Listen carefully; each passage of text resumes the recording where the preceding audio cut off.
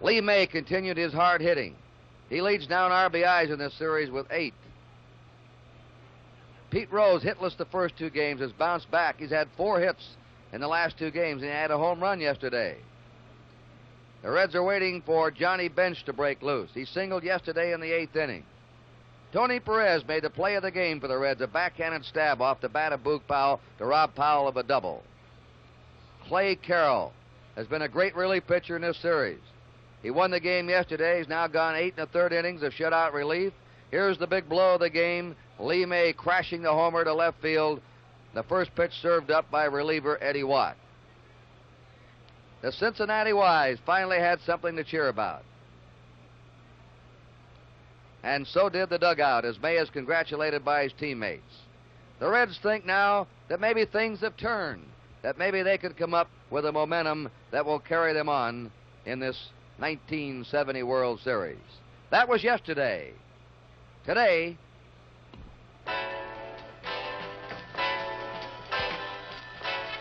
NBC Sports presents Game 5 of the 1970 World Series. The National League champs, the Cincinnati Reds, versus the American League champions, the Baltimore Orioles. Brought to you by the Gillette Company, makers of Right Guard deodorant and Right Guard antiperspirant in the silver can. By Phillips 66, the performance stock. At Phillips 66, it's performance that counts. And by Chrysler Corporation, extra care in engineering. Your host today, your local Chrysler Plymouth dealer.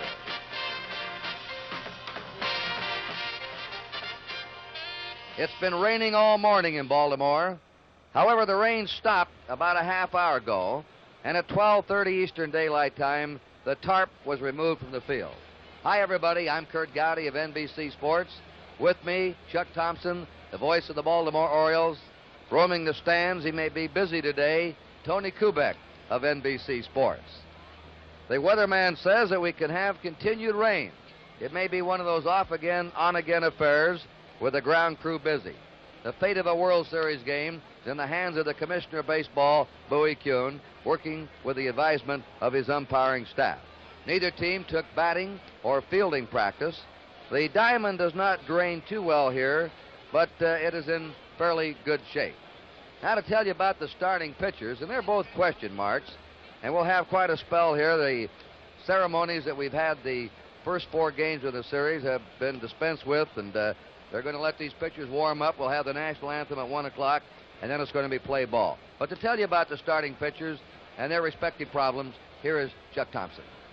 Thank you very much, Kurt, and again, good afternoon, everybody. And these are problem-type pitchers this afternoon. Both have the same sort of a problem.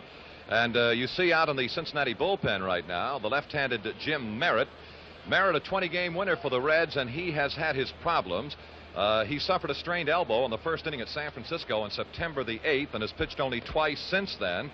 He went 3 innings, a run, and 4 hits against the Dodgers on the 26th of September. And then he went 5 1/3 innings with a run and 3 hits against the Pirates October the 4th in the second playoff game. And he feels that he is just about 95% ready. I'm sure that he will start this afternoon, of course, weather permitting. And then it will be strictly up to Merritt and to Sparky Anderson as to how far he can go. Now, for the Baltimore pitcher, here is Mike Cuellar, and he also has an arm problem. For the first time in 1970, over the past week or so, Cuellar has been taking heat treatments for a sore shoulder. He also has a rather sore hip. So both Merritt and Cuellar this afternoon face the same problems. They will warm up, they will make an effort to start, and it's strictly up to each individual as to how far he will go this afternoon. So we have a couple of great big question marks in Cuellar and in Jim Perry of the Cincinnati Reds, and that's the story on pitching for game number 5. And now let's go downstairs to Tony Kubek. Thank you. You're with me, the manager of the Cincinnati Reds, Sparky Anderson. And Sparky must have been quite happy and elated after yesterday's victory. Well, we sure were, Tony, but we're still down 3-1. But the only thing I'm proud of, I told them that my kids wouldn't quit. I don't think they'll quit today, and we sure want to take them back to Cincinnati. What's the status of Jim Merritt warming up in the bullpen right now? Well, if he goes to the mound, Tony, I'm going to say he's 100% because I think that's what the baseball fans deserve. Jimmy will do the best he can, I know this, but we're liable to use just everybody down there today. Sparky, it's your first World Series after a long and distinguished minor league career in baseball managing. How are you taking all the pressures and the sidelines and the magnification of a World Series? Well, let me tell you, Tony, they told me before what a thrill it would be. Nobody in this world can ever know until they play in the World Series. It's the greatest event you could ever be in, and any kid that's young and wants to play baseball, if he'll just work as hard as he can to get in one of these, he'll never forget as long as he lives. You know, in yesterday's ball game, Sparky, and that was very well said, quite inspirational for young kids thinking of a baseball career. You finally got one of the booming bats of your big three going. Lee May pulled you out of a jam, and that must make you feel pretty good, too. Well, it made me feel so good, Tony, because Lee May and Tommy Helms haven't had the publicity the rest of my players have had, and I know as a manager what they've done for this ball club, and that's why I was so happy to see Lee do it. And you know, you've got a shortstop in there now, Concepcion, although Woodward has done a great job for you all year long, but he hits the ball pretty well. He's going to have a pretty good future. You've got a lot of young kids. You know, I said I wanted to play him in a World Series to make a man out of him, Tony. I think he's already showed us he's a man already. He sure has. He's come through under pressure, and Pete Rose has now started to swing the bat. He's got 4 hits in the last 2 ball games. He's hitting the ball very well, so you may be on your way and going.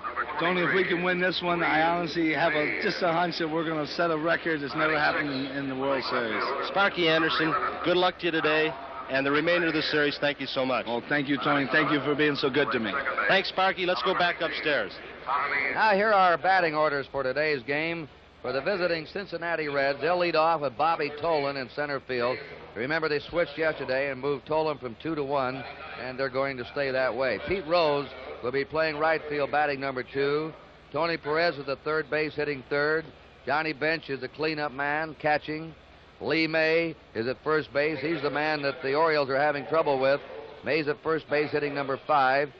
They're platooning in left field again. Hal McRae, a right-handed batter, goes today with a left-handed pitcher working for the Orioles. And McRae's had 4 hits and 8 times up in this series. Tommy Helms is at second base, batting 7th. They're leaving Concepcion in the lineup. He's stung the ball. And Jim Merritt is the pitcher. That's the batting order of the Cincinnati Reds. And that's Merritt in the background out in the Cincinnati bullpen. Now the batting order for the home team, the Baltimore Orioles. Mark Belanger will be leading off at shortstop. Paul Blair's in center field, batting number 2. Frank Robinson in right field, hitting third. Boog Powell at first base, batting cleanup. Merv Retman, making his first start in the series, is in left field. We're going to have Chuck Thompson come in and talk about this fellow. He's quite a story. Brooks Robinson at third base, the leading hitter in the series, and the leading fielder. Dave Johnson's at second base, batting 7th. Andy Etchebarren, a right-handed batter, being played today as catcher, with a left-hander starting for Cincinnati. And Mike Cuellar is the pitcher. He started the second game. That's Cuellar warming up, and quickly down to Tony Kubek. With me, the manager of the Baltimore Orioles, Earl Weaver. Earl, what about the condition of your pitcher today, Mike Cuellar? Well, he has had stiffness late in the season after every one of his starts, and he had it in between his last start and this start. But he's loosening up. The humidity is high here, and if he breaks a good sweat, it shouldn't bother him too much.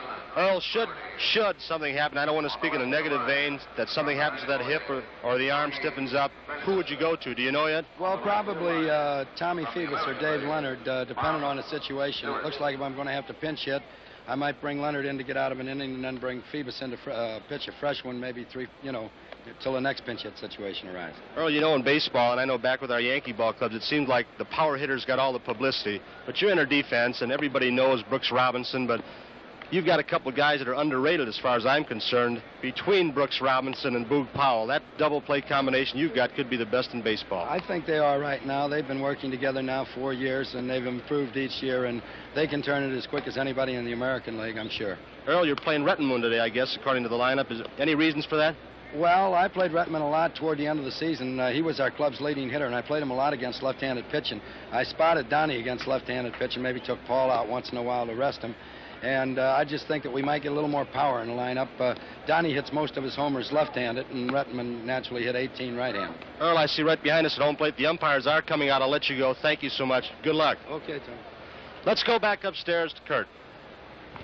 Chuck, tell us about Merv Rettenman. He's a part-time player here. Many baseball experts say he could play on many teams and be a star in the outfield. I believe that's true. In the American League particularly, Kurt, there are many outfields that he would be able to play regularly. For Baltimore as a part-time player this year, he had 18 home runs, knocked in 58 runs. He is an adequate defensive outfielder. He has a power, and a lot of power to right center and right field for a right-handed batter. And also, Kurt, he has a very good idea of the strike zone. As a matter of fact, in his fine minor league career at Rochester, he was a leadoff batter. And he has served in that capacity for manager Earl Weaver. He is part of what manager Weaver refers to as the finest bench in baseball. And Rettenman, who came in to fill in for Paul Blair, who was struck in the face earlier this year, did a very, very good job. And I think when you look at a fellow who has had maybe 330-plus at-bats and has hit 18 home runs and knocked in 58, you've got quite a ball player sitting in the dugout. He was a great athlete at Ball State. If memory serves me correctly, and I hope I'm right about this, Kurt, he was drafted kind of high by the Dallas Cowboys. I think they drafted him about number 4 as a running back. But fortunately for Baltimore in baseball, he stayed with us. All right, let's take a look down the field now. Cuellar still warming up.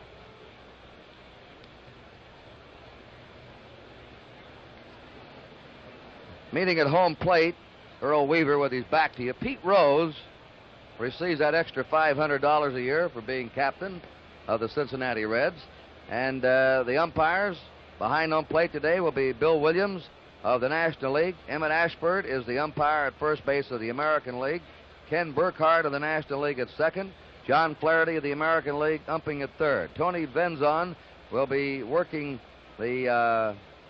we'll have to check these foul lines. We have him on the left field foul line with Bob Stewart on the right, and we'll confirm that for you. Kurt, just one comment about Pete Rose now. Yesterday when he came up in the same capacity, Earl Weaver turned and headed back for the dugout, and Pete Rose kept saying, Earl, Earl, Earl. And finally, Weaver turned around, and Pete Rose said, I'll see you tomorrow. He's always the optimist, a very, very positive thinker. Pete Rose, the captain of the Cincinnati Reds. The umpires are taking their positions. Repeating again, it has rained all morning in Baltimore, sometimes fairly hard. And about 12:20, the rain stopped. The tarp was removed at 12:30, a half hour before scheduled game time. So the home plate area, the pitching mound, and the infield should be in good shape. We will not promise you, though, that it won't rain again today. You know this Baltimore weather, Chuck. Anytime you're alongside a great body of water, you know, you can have changeable weather. Kurt, the game hasn't even started. I've got to make a correction. Cowboys drafted Rettenman 12th, not 4th. Excuse me. Well, we pause briefly for station identification. This is the NBC Television Network. Ladies and gentlemen, please rise and join in the singing of the national anthem, which will be played by the 1st U.S. Army Band from Fort George G. Meade, Maryland.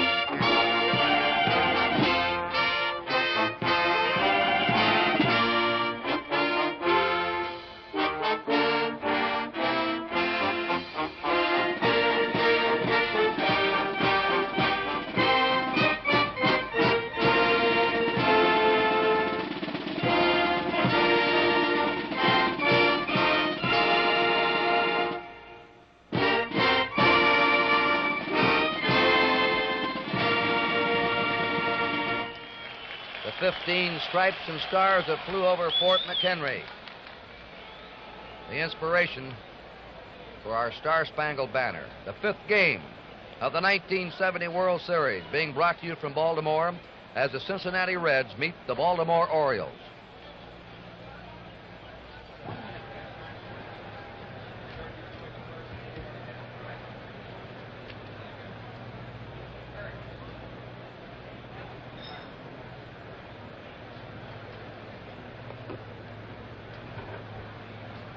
Your umpires were wrong on the foul lines. Yeah.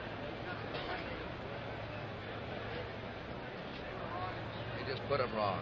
Allen had him right. Reverse. Who's throwing out the first ball?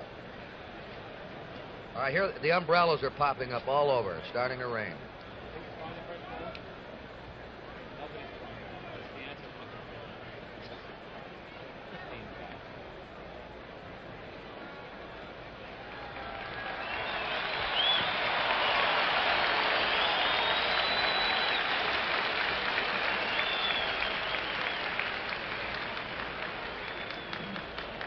As the Orioles take the field, it starts to sprinkle again, and the umbrellas pop up through the stands. At first base is Boog Powell for Baltimore. Dave Johnson will play second again. Belanger is the shortstop. Brooks Robinson at third. Merv Rettenman at left field. Paul Blair, the center fielder. Frank Robinson in right. Andy Etchebarren behind the plate, and Mike Cuellar went 2 1/3 innings in the second game at Cincinnati, gave up 4 hits, 4 runs, walked 1, and struck out 1. The lights are on, and the Reds in the first inning send up Bobby Tolan, Pete Rose, and Tony Perez. Here's the batting order, if you keep score along with us, that Cuellar will be facing today. Quickly, Tolan in center field, Rose in right, Perez at third, bench cleanup catching, Lee May hitting 5th at first base, Hal McRae in left field batting 6th, Tommy Helms at second base hitting 7th, Dave Concepcion at shortstop batting 8th, and Jim Merritt will pitch and bat 9th. Mike Cuellar tied McNally and Perry for the most victories in the major leagues this year, 24. Playing center field, number 28. He came from Houston along with Elijah Johnson in a trade for Kurt Blefary after the '68 season. It's turned out to be a block-busting trade for the Orioles. Cuellar's won 47 games in 2 years here. Bobby Tolan fouls it back, jumping right on that first pitch. Tolan has had 4 hits in 15 times. He's hit safely in each game, 1 hit in each game. Series batting average of 267. Breaking pitch over. Tolan bluffing a bunt. Robinson was charging from third. These seats are all out in the open here in Baltimore.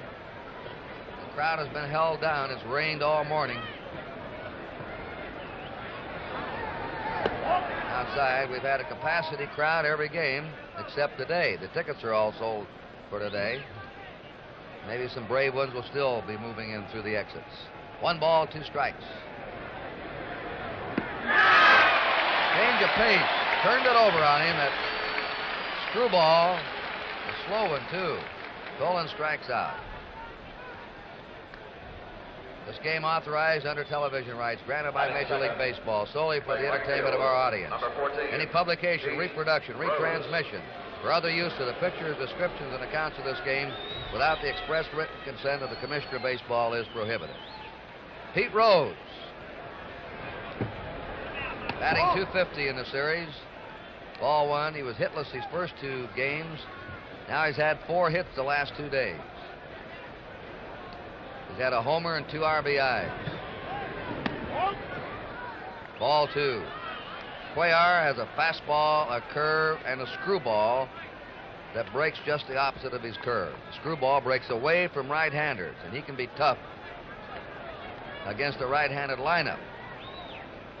Brings up an interesting theory, and he also throws a slider. Strike. There's the commissioner. But his hat is studying the situation very intently. He makes the decisions as to the fate of this game. Dick Forbes, the vice president, advertising manager of Chrysler Corporation, alongside of him. Foul back out of play, 2-2. Tony Perez on deck. I've got to watch giving those titles, Chuck. Sometimes I demote him, and sometimes I elevate him above. You could be in bad trouble. 1 out, nobody on. 2-2 count to Pete Rose. We've just started a wet day in Baltimore. There's a fly ball down the right field line. Tough chance. It's in for a base hit. Rose is coming for 2. It gets away from Robinson. Rose hit the dirt. And had he rounded the bag, he might have gone for 3. He thought it would be a play on him at second. And let's take a look at Cincinnati's Charlie Hustle. Pete Rose, as he took Cuellar the other way, which is what a lot of right-handers will do against the screwball of the left-handed. And this is the way Rose plays the game, just 150% each and every time. Whether the ball is there or not, he is not taking any kind of a chance. Pete Rose. Give Rose a double. He's on second, 1 out, and Tony Perez up has had only 1 hit in 14 times. The Reds are waiting for him to break loose. Right, getting back to that screwball theory. I remember years ago when Mel Parnell was pitching with the Red Sox. He had a good screwball, a left-hander. Casey Stengel one day hit all left-handed batters against him instead of right-handers. The ball figuring that the screwball really made him a right-handed pitcher because it was breaking away from right-handers and into left-handers. On deck, Johnny Bench. 1 ball, 1 strike to Perez.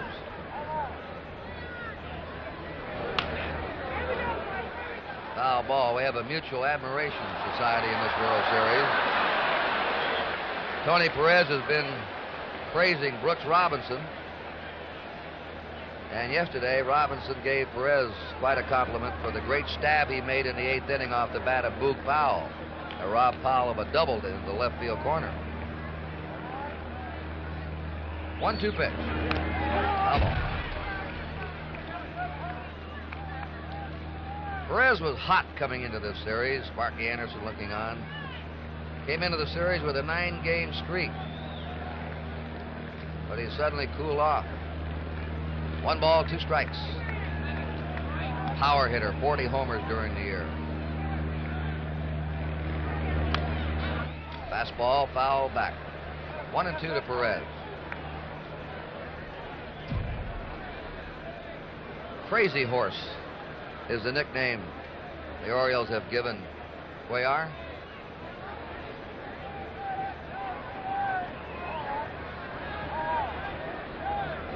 That's the screwball, down and away. You wonder why more pitchers don't use the screwball. It can be tough on the arm. It's an unnatural delivery, and you're rotating the arm in the opposite manner. 2-2. Ball 3. The most famous screwball pitcher, of course, was Carl Hubble of the New York Giants. His arm is still bent. 3-2. Rose at second, 1 out.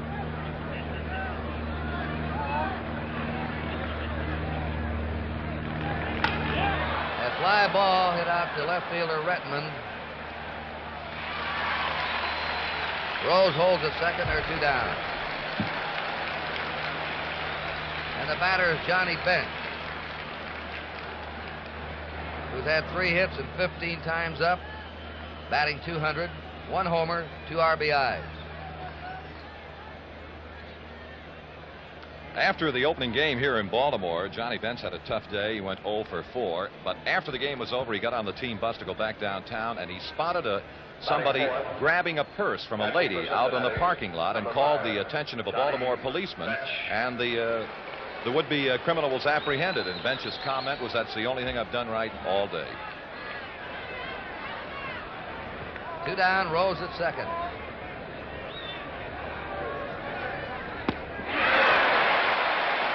Strike to Bench. Cuellar was born in Santa Clara, Cuba. Lives now in Puerto Rico. He likes to pitch in hot weather. Likes to break a sweat. There's a drive in the right field, a base hit. Here comes Rose around third. And the Reds grab the lead, 1-0. On Bench's single to right center.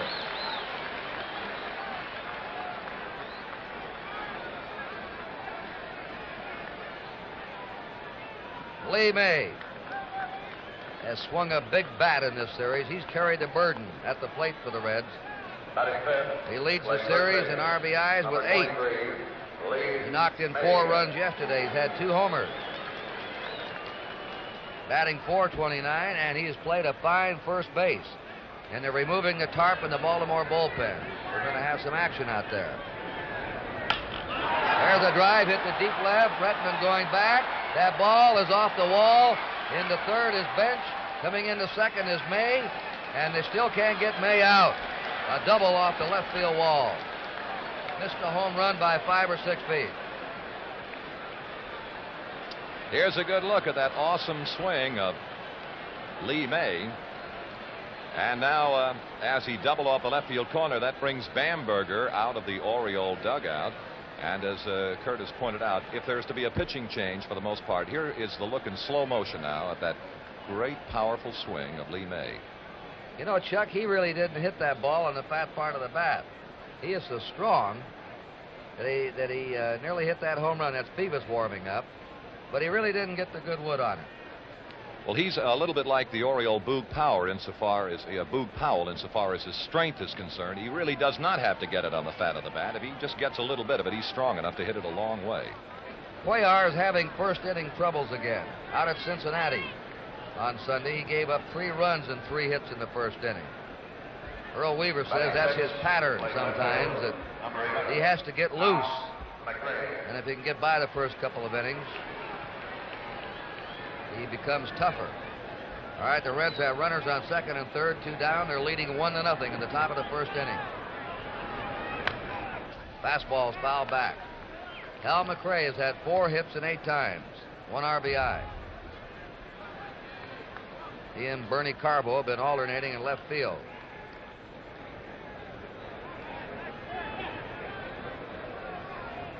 Bench is at third, Mays at second. Outside the ball. McRae attended Florida A&M University. Born in Avon Park, Florida. Lives now in Bradenton. Broke his right leg in winter baseball in the Puerto Rican League. A couple of years ago, set him back. A hot smash foul. And they're teeing off in Cuellar. 1 ball, 2 strikes. Just a slight breeze today. It's very humid here. And no breeze right now. It's a drive to right center. That'll score 2 runs. It's all the way back to the wall. McRae going to second. And holds with a double. And the Reds have come up with 3 runs in the first inning.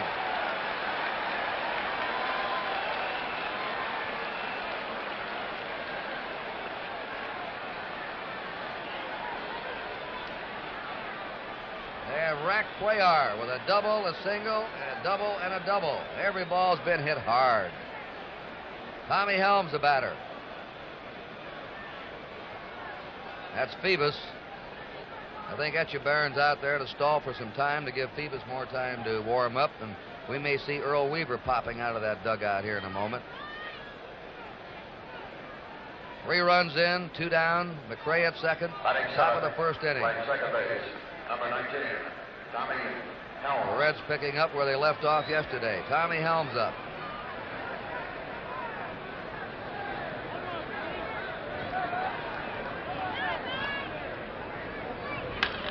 Ground ball to short. Belanger to Powell. The side's out. 3 runs in for Cincinnati. 4 hits. There were no errors and 1 left. At the end of the first half inning, it's Cincinnati 3 and Baltimore nothing. The Reds have Lee May at first base. Tommy Helms at second. Concepcion the shortstop. Perez at third. McRae in left field. Tolan the center fielder. Rose in right. Johnny Bench the catcher. And Jim Merritt, who's had tendonitis in his left elbow. He pitched 5 1/3 innings in the playoffs against Pittsburgh, won that game, gave up just 3 hits and a run, but had to leave when he tired. He has not pitched much the last few weeks. suffered a strained elbow, San Francisco on September 8th, and has pitched only twice since then. So not only his elbow is a question mark today, but I would imagine his stamina. Tom Phoebus is still warming up in the Baltimore bullpen. Here's the Baltimore batting order. Belanger at shortstop. Paul Blair, the center fielder. Frank Robinson in right, hitting third. Boog Powell at first, batting cleanup. Merv Rettenman at left. Brooks Robinson at third, batting sixth. Johnson hitting seventh at second. Echeverria catching and batting eighth. And Cuellar pitching and batting ninth. Jim Merritt, 26 years old. Born in Altadena, California. Lives now in West Covina, California. Used to be a clubhouse boy and also a ball boy for the Los Angeles Dodgers. Belanger leading off. Fouls it out of play. Belanger's had one hit in 14 times in the series.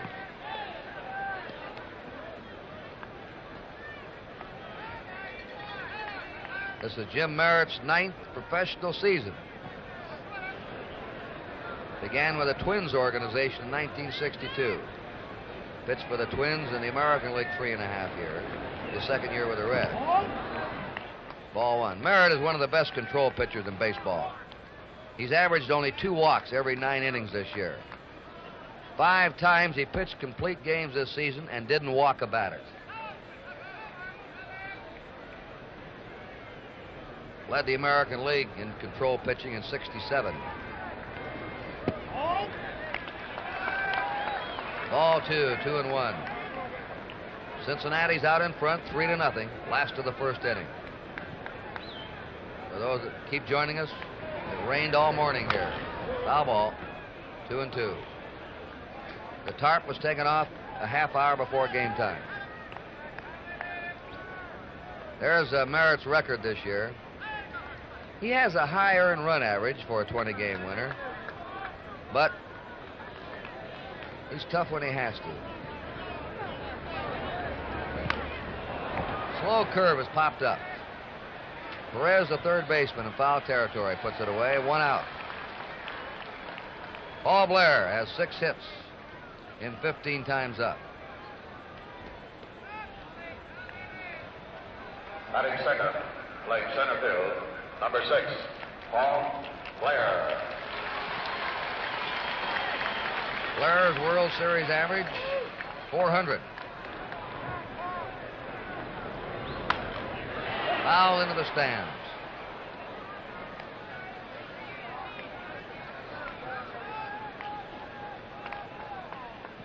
On deck, Frank Robinson. Merritt had a freak accident this year. He fell off a house painting and hurt himself. Got a late start in spring training. Maybe he was up chasing a toy or a kite or something, as I recall. Getting his son's kite, that was right. 2-1. That kite nearly proved very expensive for the Merritt family. Could have injured himself permanently. 2 balls and a strike to Paul Blair. 1 out, nobody on. The bunt, the beauty. That's the only thing Perez could do. Let it roll. 2-2.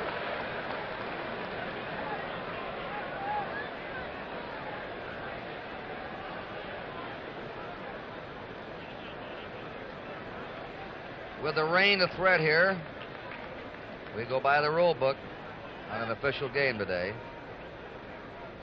If the home team is behind, they have to bat through the last of the 5th inning for this to be an official game.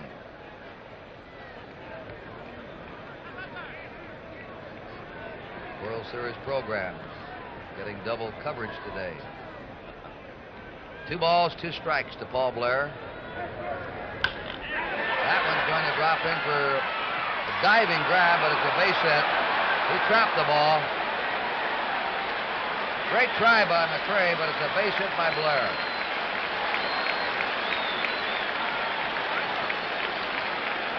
They'll give McRae a hand for his effort. Well, we'll take a look at the great effort from McRae once more. Here is his all-out effort to make it on the fly. And as you see, it hit right in front of him. And you got another fine call from umpire Tony Benson down on the left field side. McRae with an all-out gamble, and no doubt the Reds naturally cannot afford to lose. They're going to play it that way. Frank Robinson. 4 hits and 17 trips. Batting .235. You know, only one time has a ball been hit out of this stadium, and the man at bat did it back in May of 1966 against Louis Tiant of Cleveland. Ball 1. He hit it over the left field stands into a parking lot beyond, measured at 460 feet on the fly. Quite a poke, as we'll show you on our camera. Curve for a strike. The left field stands, he cleared them. Blair at first, 1 out. 3-0 Cincinnati. 2-1.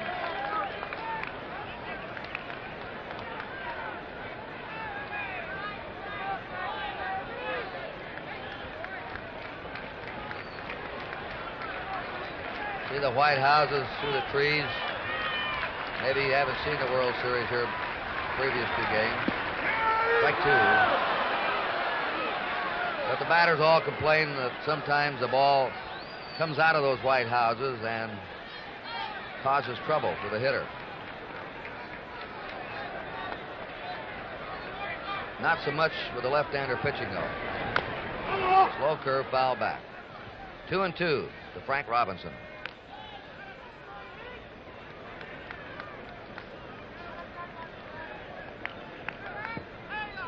Frank went 9 times to the plate without a hit. When he came home to Memorial Stadium, though, he warmed up.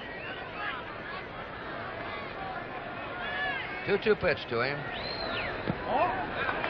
Curve is inside, 3-2. Let's see if they start Paul Blair now. He's on first, 1 out. The count 3-2 to Frank Robinson.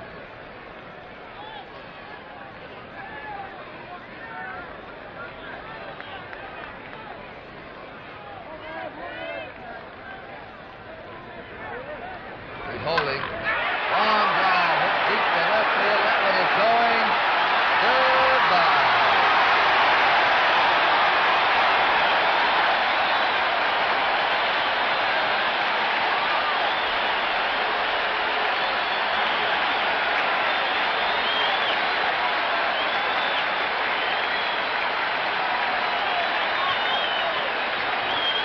Robinson's second homer of the series. RBIs 3 and 4. We'll take a look at it again, looking in from center field in slow motion, and look at Robinson unload on the breaking ball from Merritt. And it's just a towering high fly that just went straight as a string. Didn't veer one way or the other down the left field line. And Baltimore is back with 2 runs. And here's Boot Kirkgouty. Wayne Granger starts to warm up. The strike to John Powell. Powell batting .250. In the series, 3 hits 12 times. He's had 2 homers and 4 RBIs. Outside. Merritt has not been sharp with his control, just missing. 1-1. The on-deck batter, Merv Rettenman.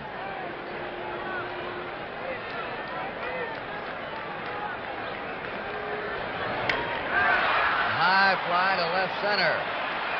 Maybe in a hole out there. Nope, going back for it. Concepcion with a fine play. Long ways for a shortstop on that one, out into fairly deep left center. And it had to be Concepcion because against Powell, naturally, center fielder Tolan as deep as could be, and Concepcion traveled a long way, and that's not the easiest kind of a catch to make in a ball game with your back toward the target and running, moving as Concepcion was. Fine play. Merv Rettenman, born, lives in Flint, Michigan.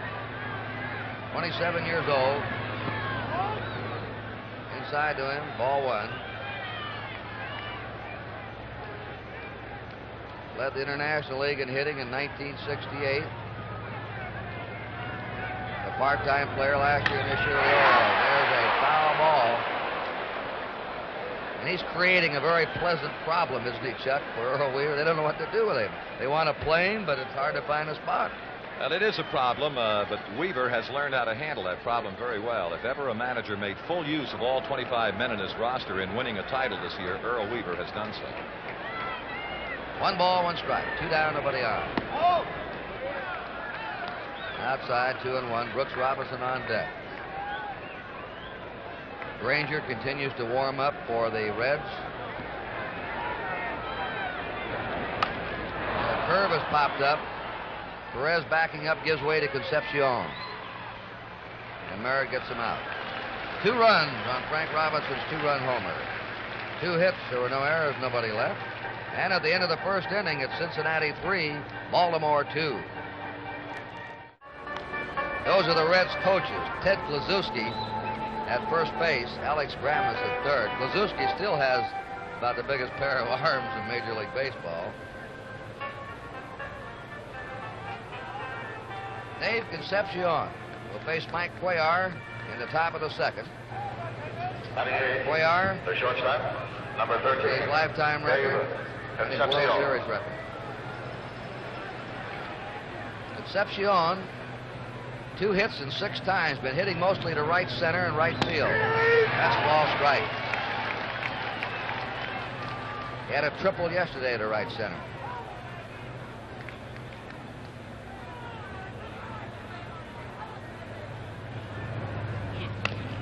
Fouls a curve off. He was born and still lives in Venezuela.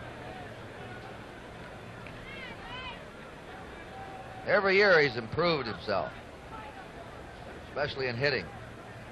A 2-strike pitch to him. Ball, 1-2.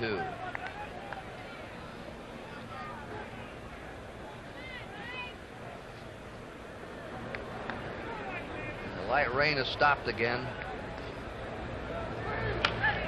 Out. The umbrellas have been put away temporarily.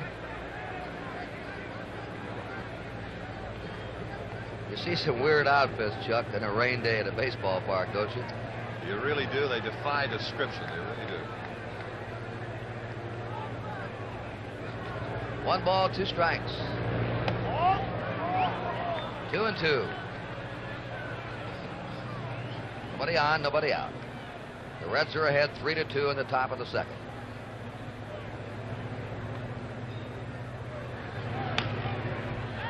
Pop up, going back is Johnson, the second baseman for it. 1 out.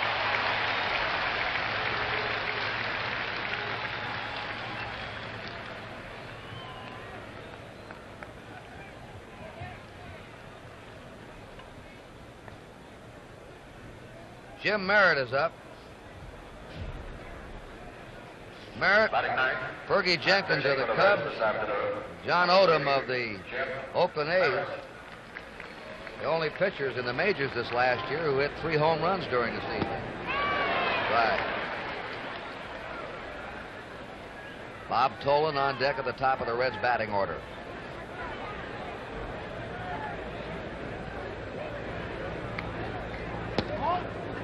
One and one.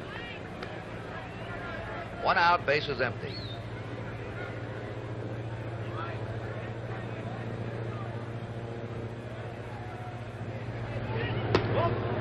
Ball 2. Cuellar's probably the most superstitious fellow in this series. Kurt, if there's a more superstitious ball player in the game of baseball, I'd like to meet him. He is extremely superstitious. I'll tell you about it later. That's foul to Powell. Number one, he has to be warmed up prior to every game by pitching coach or bullpen coach Jim Fry. He must have Elrod Hendricks stand up there as he warms up as a batter. He will not allow anybody to pick him up in the course of the game other than the man who is catching him. In this case, it'll be Echebarren. Strikes Merritt out with a fastball.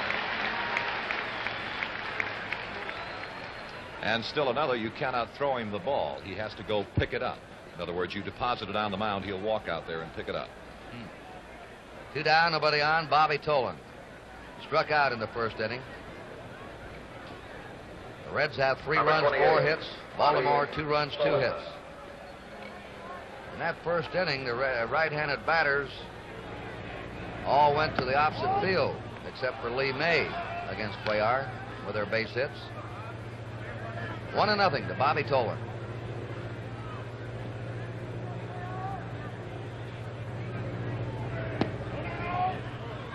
Two and nothing.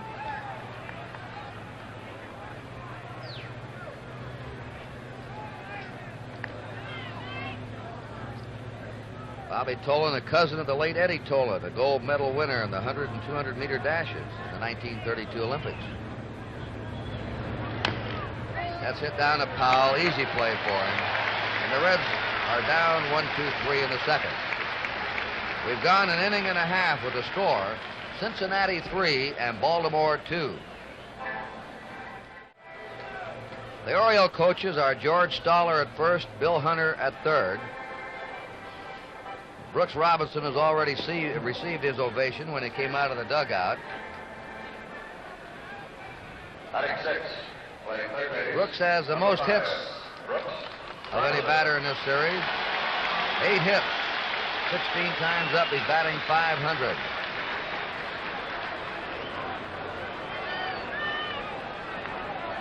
Perfect day yesterday, 4 for 4. Ball one. The last man to get 4 for 4 in the World Series was Lou Brock for the Cardinals against the Tigers in the first game of the '67 series. Curve strike, 1-1.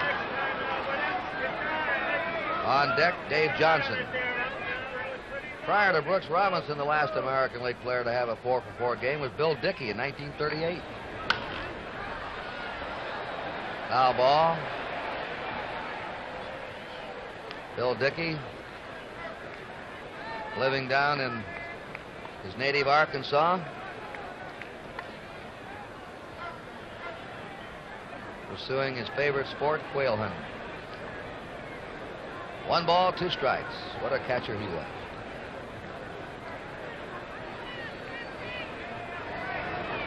That drive is out to deep left. McRae back, pulls it in.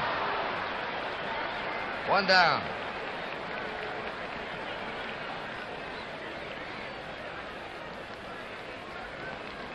Earl Weaver.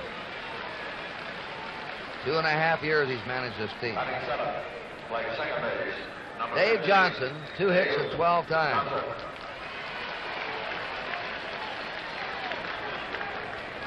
But has been a sure-handed second baseman in this series.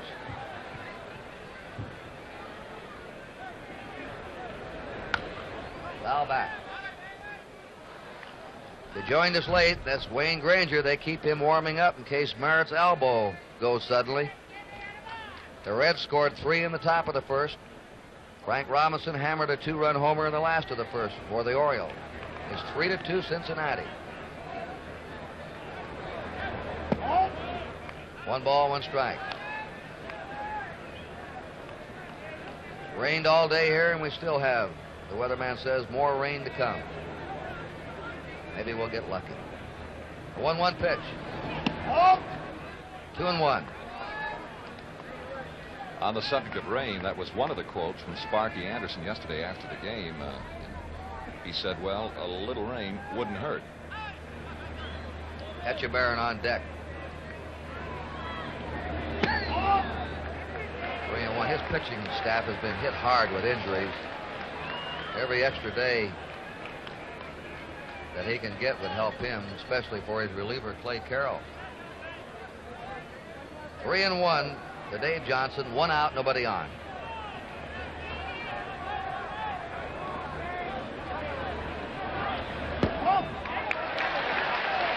Johnson's on. Kurt, mentioning the pitching problems of Sparky Anderson and the Cincinnati Reds, you just need 2 names to give you an idea of the problem. One is Simpson and the other is Maloney.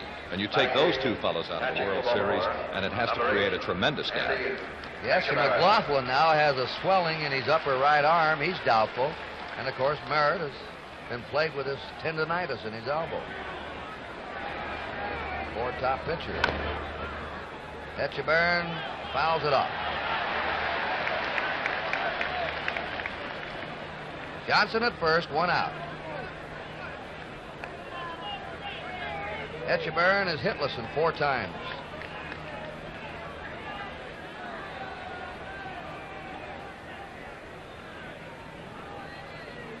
Twins and the Reds made a fine trade for both clubs in November of '68.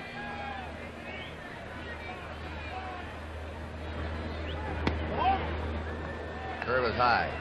The Reds needed pitching. They got Jim Merritt. The Twins needed a shortstop. The Reds gave him Leo Cardenas. The trade has worked out very well for both teams. 1 ball, 2 strikes.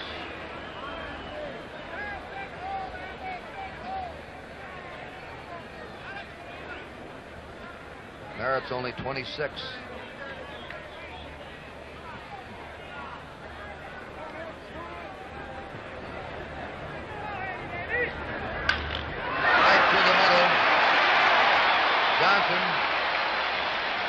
Stopping at second. Etchebarren's on first.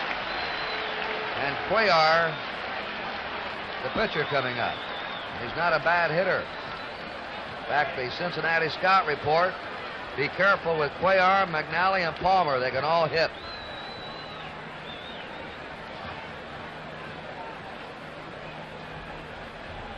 You'll notice today, with the rain all morning, that when the balls are hit through the infield, they're being slowed down by the wet outfield grass. You might see somewhere along the line a player stretch what would be a single into a double, so the outfielder will have to come in and charge the ball. That's a drive to right center. Pete Rose grabs it on the run. Hit hard by Cuellar. 2 down. Sparky Anderson, now he wants to come out here. The last 2 men, Etchebarren and Cuellar, have racked Merritt. Also, Merritt had walked Johnson after 1 out.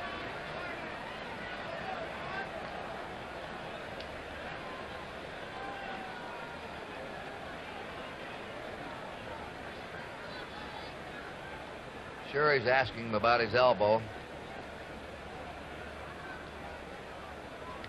Kurt, as we look at Sparky Anderson talking to Jim Merritt, everybody should remember the fine catch Boog Powell made yesterday on the steps of the dugout off a ball hit by Johnny Bench. Well, it was none other than the Cincinnati manager, Sparky Anderson, who kept Powell, or was there to keep him from tumbling into the dugout. A fine gentleman, a fine pro. Wayne Granger's coming on to pitch. So Jim Merritt, with a bad elbow, is going to be lifted, and there's a break in the action here at Memorial Stadium in Baltimore. The score, Cincinnati 3, Baltimore 2. Now let's go down to Tony. With me down in Mr. Joe Cronin's box is Bob Short, the owner of the Washington Senators, and David Eisenhower, son of our president. And David, this year you've had an especial interest in baseball, and maybe you can tell us why. Well, as a matter of fact, thanks to Mr. Short, I had an opportunity to work for a big league club and to see how one operates from the inside. This is something I've always dreamed of doing, and Mr. Short and Mr. Burke and the Senators made it possible. I've got to ask Mr. Short if you were the one that engineered that McLean trade. No, I think he's almost as critical of it as the manager. But I know both the manager and David understand that if we wanted McLean, we had to pay a price, and while it was a big price, I think that in June or July we'll know whether it was too much or not enough. Bob Short, David Eisenhower, thank you so much. Let's go back upstairs. Wayne Granger, born in Springfield, Massachusetts, lives in Huntington, Massachusetts. He attended Springfield College. His second game of the series. Pitched in the third game and fed up that grand slam home run to Dave McNally. Won 6, lost 5 this year. Earned run average of 2.65. He had 35 saves during the year. 2-0. Belanger fouled out his first time. He's hitless now in his last 12 times at bat.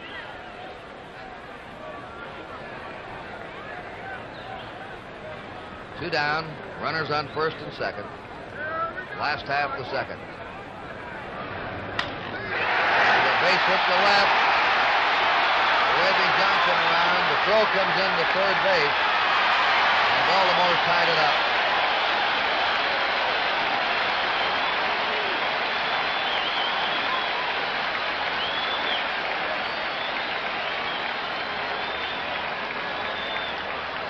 Belanger getting his first series RBI. Etchebarren held at second. Belanger's at first. That run is charged to Merritt.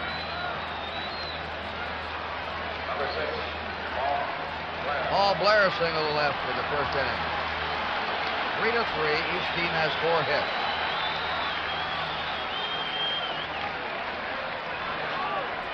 Been an odd series. Leads haven't meant much in this series. The Reds had a 3-0 lead in the first game, 4-0 lead in the second game, and the Orioles overtook them. Curve strike to Blair. Time called in right field. Cincinnati player running out to the bullpen. I hope he's more successful getting through the gate than they were yesterday.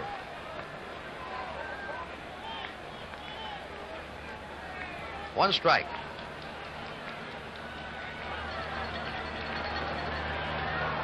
Two away. Here's a base hit. McCray up with the ball. They're waving Etchebarren on the throw. Wide, backed up by Granger. McCray's throw was way off the plate. Looked like he had a real shot at Etchebarren. Well, here is the tie-breaking base hit, and it was never in doubt. From the moment the ball hit in left field, Billy Hunter was sending Etchebarren, and you see how far offline was the throw from McCray in left field. Now the Orioles take the lead, 4-3. Frank Robinson hit a 2-run homer to left his first time. Belanger's at second, Blair's at first. That was Paul Blair's seventh hit of the series. Tony Cloninger warming up. Ball 1. They'll have everybody in the store out there today.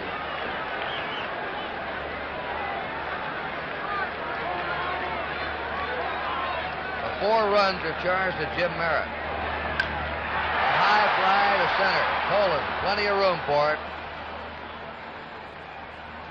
The Orioles are out, but they take the lead. 2 runs for Baltimore. 3 hits. No errors, 2 left. At the end of 2 innings, Baltimore 4 and Cincinnati 3. This 1970 World Series is being seen via satellite in Puerto Rico and Caracas this year. Also seen in Taiwan, China for the first time and heard in the Chinese language. Seen in many other countries throughout the world. And on land and sea, the games are being carried via the Armed Forces radio. Remember the 1920s when they used to do the World Series by telegraph around the country. They had a big diamond downtown, some office. In fact, the people would gather there in the street corner to watch and hear the progress of the play. Rose doubled his first time. 1 strike to him.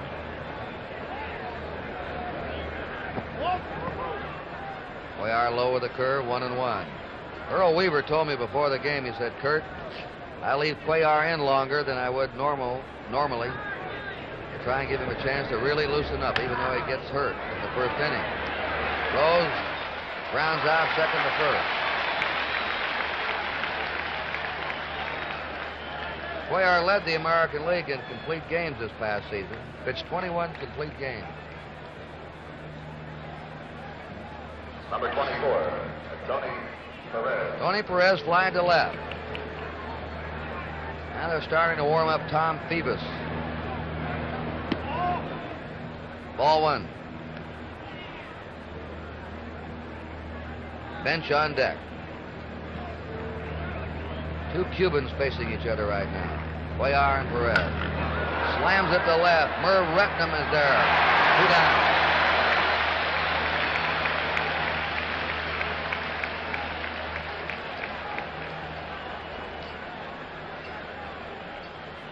Tom Phoebus. Number 5, Johnny Bench. Well, and the bullpen's really interested in the ball game with a newspaper out there. Johnny Bench single to right.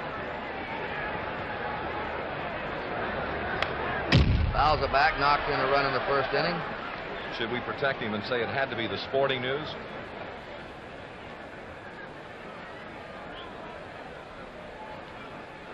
Lee May, the on-deck batter. 1-1. Baltimore ahead 4-3 in the third.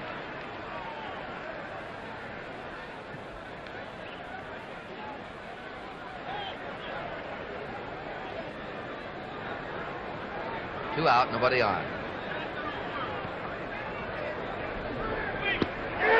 Off-speed pitch, full bench.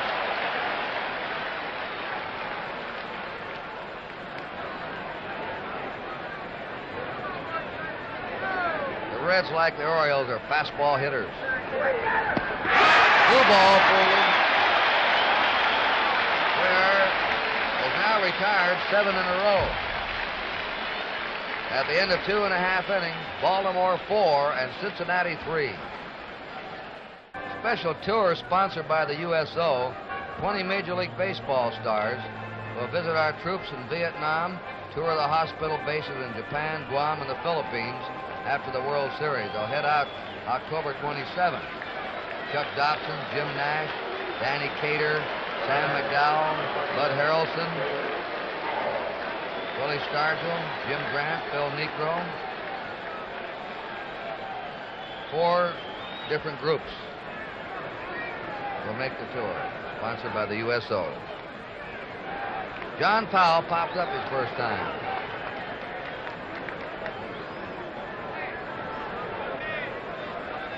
I see one of the groups will be in charge of Bob Prince, the Pirate broadcaster. They're in real trouble.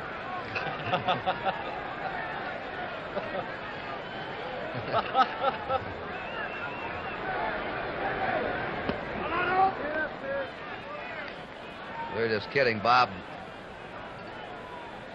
one of the most colorful broadcasters we have in the business. A very witty man. 1 ball, no strikes. Strike, 1-1.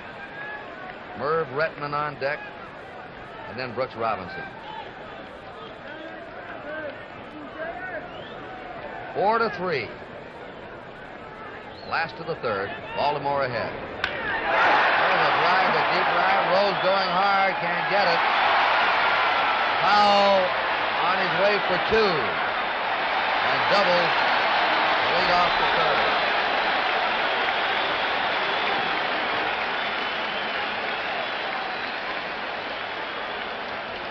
We can take a look in split screen. You'll see the delivery from Granger and the Powell swing.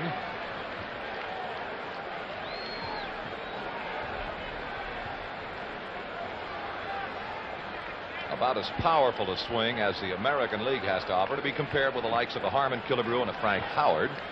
And good for 2 bases. That's young Milt Wilcox in the bullpen. Number 14. A busy bullpen for the Reds today. Merv Retman is up.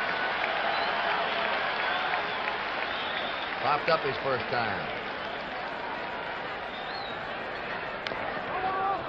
Foul back, strike 1. The Orioles now have had 6 hits. The Reds have had 4.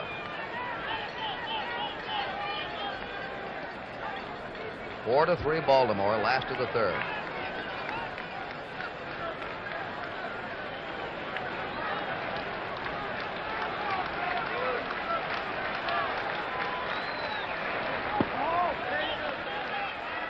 One and one.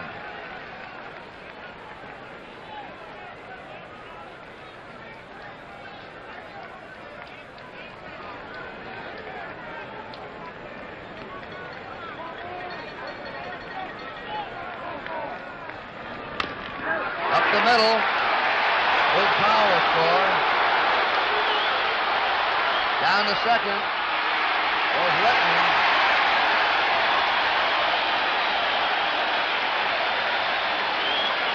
Retman winds up at second on the throw to the plate. Look at it again. Here's your base hit through the middle of center field. And Tolan makes his play at the plate a lot closer than it appeared it would be. That's Powell's left foot over the plate prior to the tag. And now you can take a look at the big man. Once he gets underway, Powell runs well for a man his size. Pretty good turn at third. He lost a little bit in the foul territory. And again, here is his slide at the plate. And you notice the traffic cop. By that I mean Brooks Robinson telling Powell as he went by to get down, hit that dirt. And a good call from the plate umpire, Billy Williams. And Sparky Anderson is on the scene again as Baltimore now leads 5-3, and it bears repeating, as Kurt Gowdy pointed out a moment ago, what kind of a lead do you need to win when you get the Reds and the Orioles together? Granger has faced 5 men and given up 4 base hits. Sparky Anderson is staying with him. And the next batter is Brooks Robinson. 5-3 Baltimore. They have Redmond on second. Nobody out.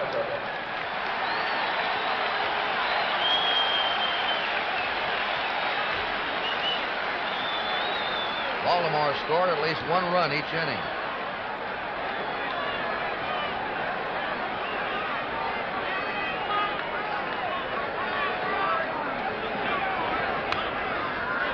Robinson trying to go with a curve to right. Move that man to third.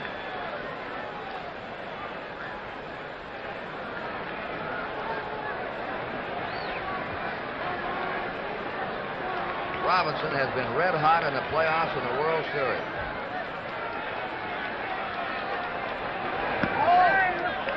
Against Minnesota, he had 7 hits and 12 times up.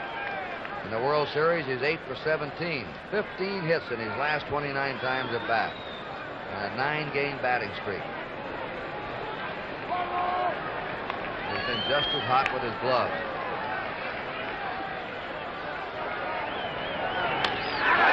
Hard. Helms. In time. Helms hung with that one beautifully. Retman's over at third. Let's look at it again and watch Helms as he really battled to maintain control. More than anything else, he wanted to keep the ball where it is in front of him, and he did that. And throws out Brooks Robinson. And again, a repeat of what Kurt said momentarily, how obviously Brooks was trying to go to the first base side to advance Retman to third base. Those are things that never show up in the box score, but the good players do them and help their team. So Retman now at third, and the Reds have to bring the infield in with 1 out. Strike to Johnson. We pause briefly for station identification. This is the NBC Television Network.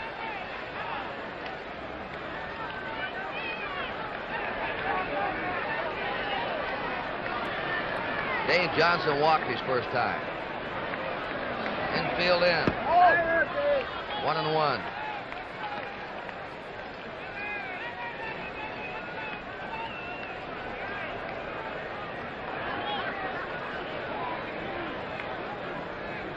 Retman at third. 1 down.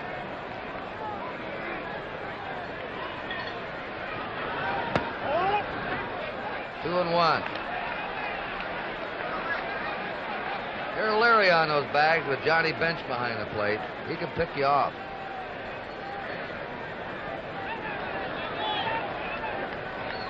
Marvelous throwing arm.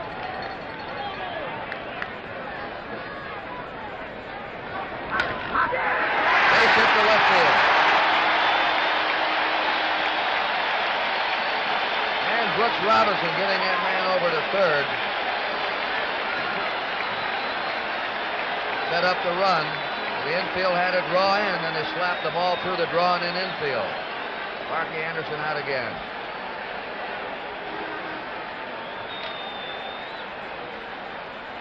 That's Milt Wilcox.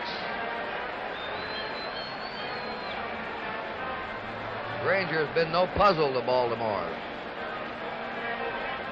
The Orioles have tagged him for 6 hits. So there's a break in the action here at Memorial Stadium in Baltimore. The score, Baltimore 6 and Cincinnati 3. Let's go down to Tony now. With me down here on the field, the Commissioner of Baseball, Bowie Kuhn. And Commissioner, you had a tough job before the ball game, and your staff of Joe Reichler, Charlie Seagar, and, well, I couldn't mention them all, had some tough decisions today before the game. Well, in a game like this, Tony, you live with the weatherman. You watch the condition of the field. You watch the way that rain is coming down and whether it looks like it's letting up. At 12:35 today, we decided we dared to take the canvas off because we thought we had a break, and so far it's worked well. And really, the fans are still the most important thing, the most important consideration. The people here and the people listening and watching almost all over the world are to be taken into consideration, aren't they? Of course they are, and I think we have a highly playable condition at this time, and I hope it stays that way. Mr. Commissioner, thank you so much, and congratulations to your staff. You've done just a great job all year. Thanks, Tony. Thank you. Let's go back upstairs. And Tony, just as you and the commissioner were talking, Chuck and I looked beyond the left field stands, and we see a big dark cloud coming this way over Memorial Stadium. Milt Wilcox, 20 years old, who was born in Honolulu, lives in Del City, Oklahoma.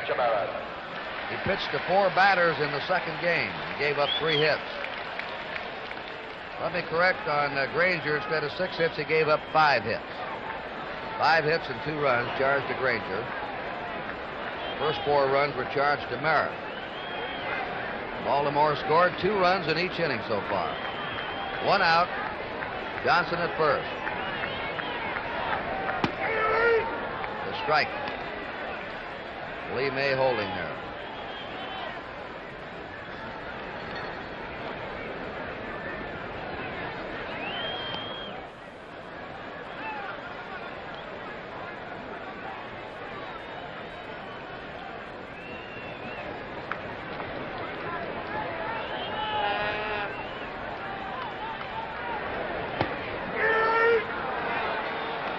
Good fastball by Wilcox. Strike 2.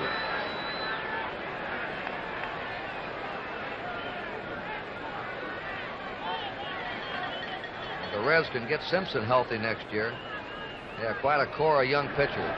1 and 2. Gullett, you've seen him in the World Series. Wilcox is only 20. Simpson's 21 or 22.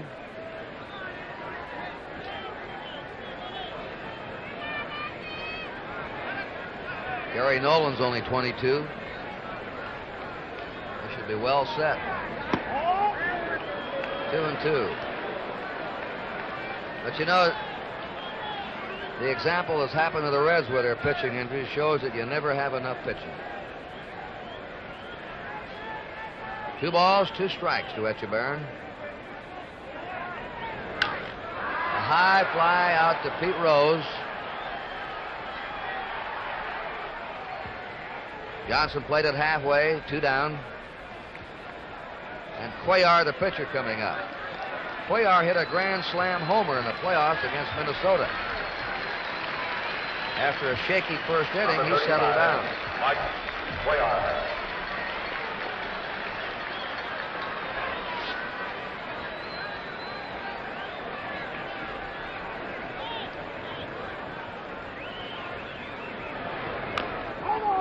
Foul ball. One thing you note on these Baltimore pitchers at the bat, Chuck, is the Reds don't play them to the opposite field. As you mentioned, they are, I'd say, fair hitting pitchers, not really good hitting pitchers. But a fellow like Cuellar is one of those, I think you honestly say he is quite dangerous if you happen to throw it where he's swinging. He takes a full rip at each and every pitch, and that foul ball is giving him a little discomfort, as you see.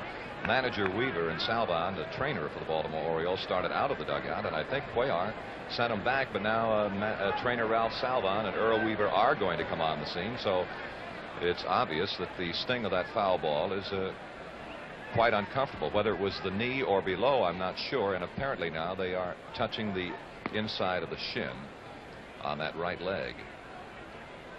And now the back of the leg. That's that freeze spray they put on to deaden the nerve endings, the pain.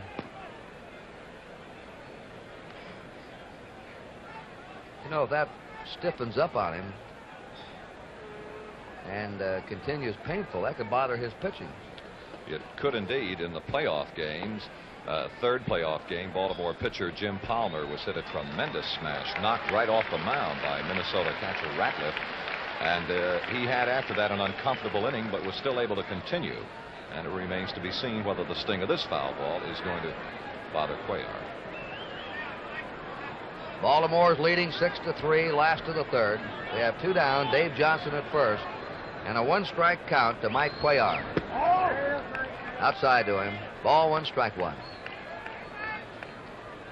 Belanger on deck at the top of the order. Every Oriole has hit safely so far, with the exception of Brooks Robinson and Cuellar. 2-1.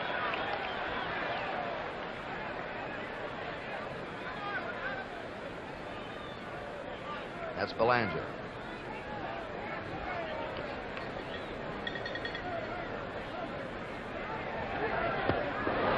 Low curve, 2-2.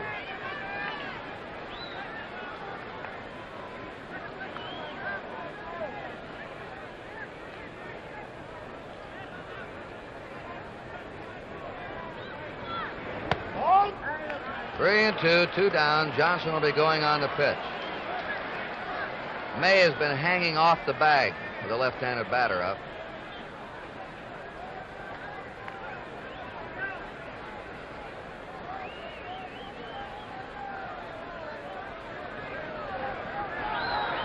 Runner going, fouled into the stand.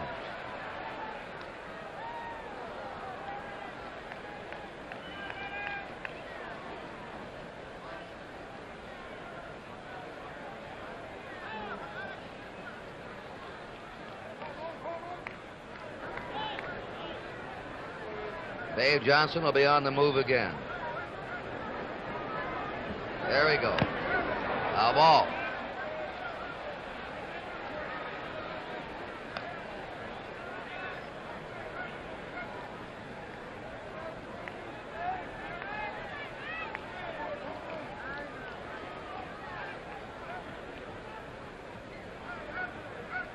Will Cox won 3, lost 1.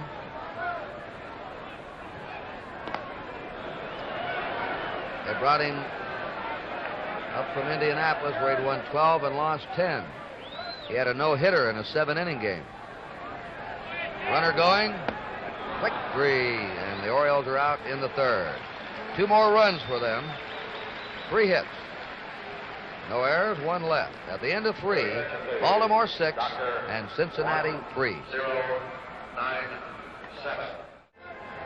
Your United Way community campaign needs a lot of money this time, a lot. But it's for a number of agencies helping more people than ever. Give your fair share the United Way for your community. If you don't do it, it won't get done. In the 4th inning, Lee May, Hal McRae, and Tommy Helms are due up. We got just a little glint of sunshine. It's trying to fight its way through the clouds. Lee May is the only hitter who has hit safely in every game, including today. Brooks Robinson and Bobby Tolan still have their chance to do so. They asked May if he's altered his swing to keep the ball from getting away from Brooks Robinson. He said no. Ball 1. May has had 7 hits, and twice he's been robbed of base hits by Robinson at third. They have a shift on for him now. Strike. First time we've seen him shift. With Robinson, Belanger, and Dave Johnson all on the left side of the infield. Tony Cloninger warming up in the red bullpen.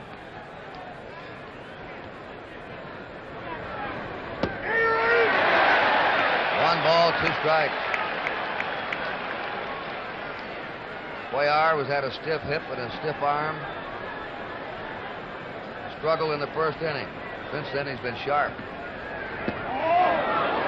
2-2.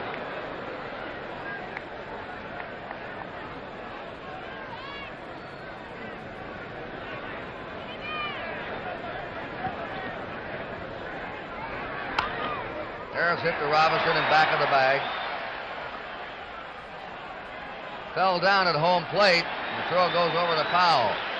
May fell down on the plate. Couldn't get out of the box. He's out. Robinson to Powell. I'll look at the Brooks Robinson play on the smash off the bat of Lee May.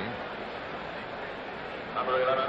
And again, very sure-handed in the setup for the throw, and now he can relax and take his time as he knows that May is on the ground and unable to run. A high pop-up by Hal McRae. Belanger, the shortstop. 2 down. McRae had doubled his first time. 9 in a row now. Cuellar is set down. Tommy Helms grounded to short his first time. Tommy Helms. Cuellar accounted for the only Oriole victory in last year's World Series. 16 innings against the Mets, he allowed only 2 runs. Ball 1 to Tommy Helms. Baltimore's ahead 6-3. Concepcion's on deck. This is the top of the 4th inning. And it's popped up once more. Boog Powell calling for it. 3 up and 3 down for the Reds. At the end of 3.5 innings, Baltimore 6, Cincinnati 3. Well, with the Orioles ahead, if they hold that lead and get the Reds out in the top of the 5th inning, this will be an official ball game. The top of the order for the Orioles and the last of the 4th. Belanger, Blair, and Frank Robinson facing Milt Wilcox. Belanger's fouled out and singled. He drove in a run in the 2nd inning.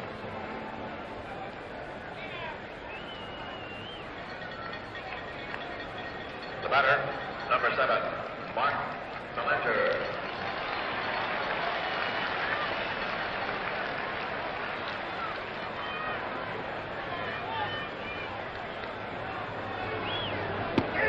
Fastball for a strike. The Orioles have scored every inning, 2 runs in each inning. The Reds jumped off with 3 runs in the first, but they have been overtaken. Powell makes it strike 2.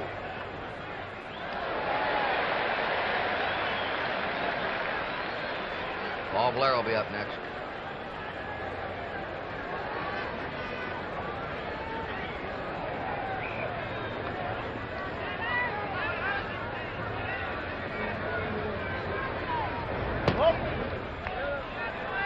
One and 2.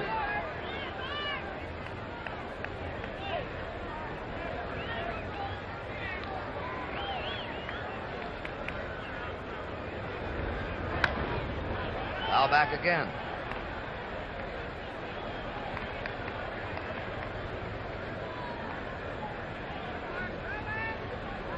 The Oriole dugout.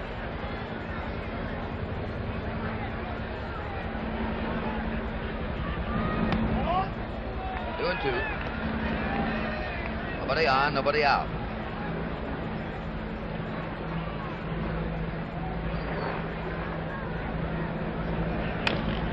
Hit to the right side to Helms. 1 down. Helms has played a very solid second base in this series. Blair is 2 for 2. Single to left in the first. Single in the second, and drove in a run. Blair. And he and Brooks Robinson are now tied for the most hits, 8 apiece. Ball 1.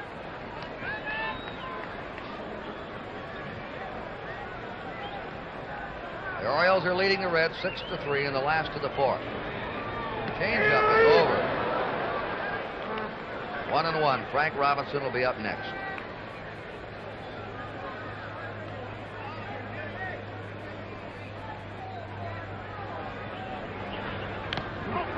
Foul tip for strike 2.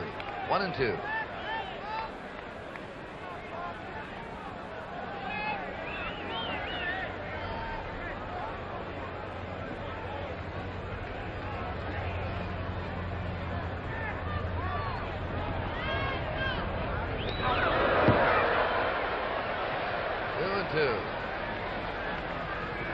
The record for most hits in a 5-game series is 9. held by 6 players. The last to do it was Bobby Richardson in the 1961 series. Blair and Brooks Robinson each have 8. 3 up, 3 down for the Orioles in the 4th at the end of 4 innings. Baltimore 6 and Cincinnati 3. Number 13, Dave Concepcion. Dave Concepcion is going to lead off, and we'll have a pinch hitter for Wilcox. Angel Bravo will be up next. Then to Bobby Tolan at the top of the order. Foul ball out of play. Mike Cuellar gave up 4 hits in the first inning and 3 runs. That's Bravo. And since then, he's not allowed a base runner. 10 Reds in succession have gone down.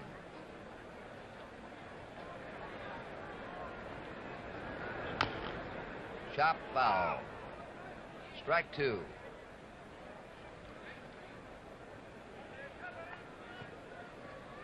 That's Wilcox. That hot smash, I think, hurt him off the bat of Frank Robinson. He had ice packs on him and have taken him into the clubhouse.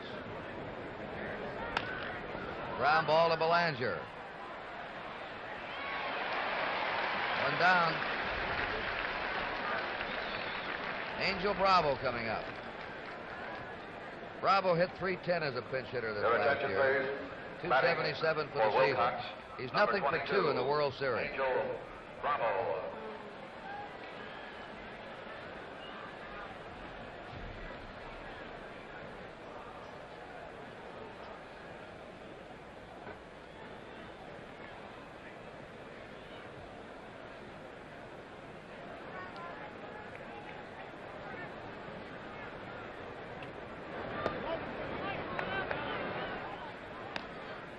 Ball 1 to him. Tony Cloninger will come in to pitch in the last of the 5th inning for Cincinnati. Baltimore leading 6-3. Top of the 5th. Ball 2. Bobby Tolan on deck. Bravo lives in Santa Rita, Venezuela.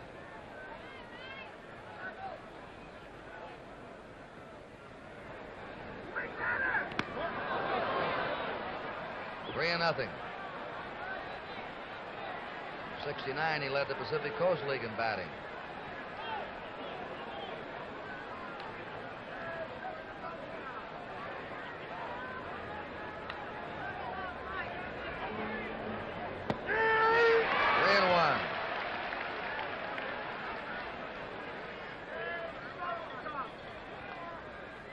Home plate umpire Bill Williams' voice booming out today.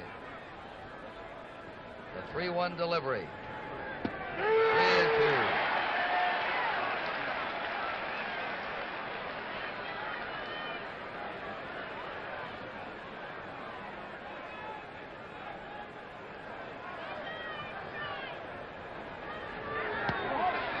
There's a first base runner for the Reds since the 1st inning.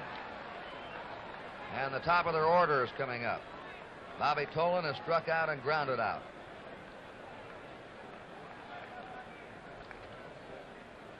Number 28. Action is going to start again in the Baltimore bullpen.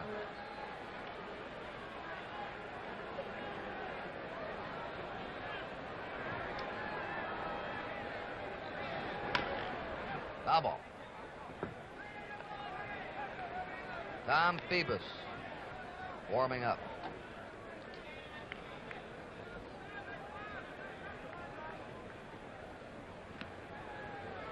Weaver quick to warm his bullpen up today because of the physical condition of Cuellar. 1-1.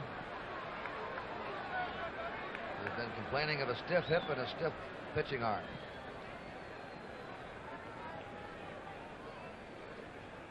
Bravo at first, 1 down.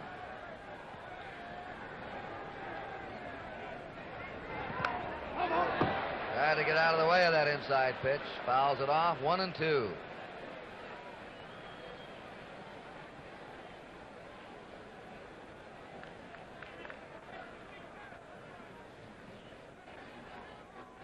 Boog Powell holding against Bravo.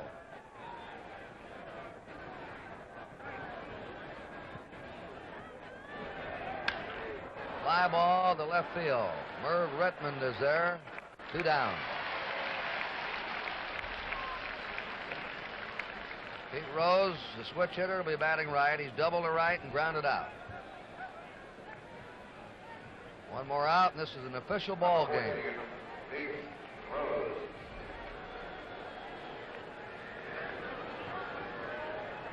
Unless the Reds would come up with some runs.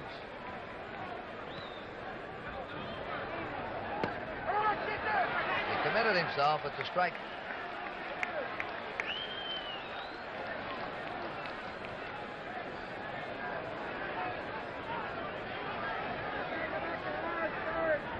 Sport Magazine gives a car, you know, to the outstanding player, a Dodge Charger.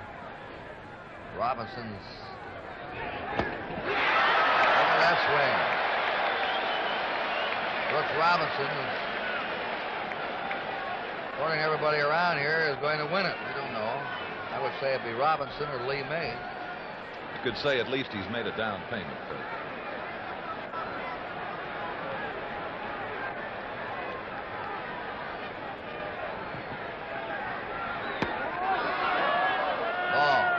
Cuellar's last 2 pitches have been the hardest he's thrown.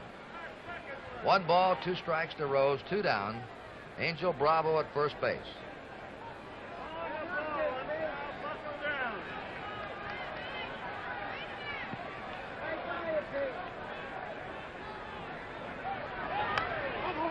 Out.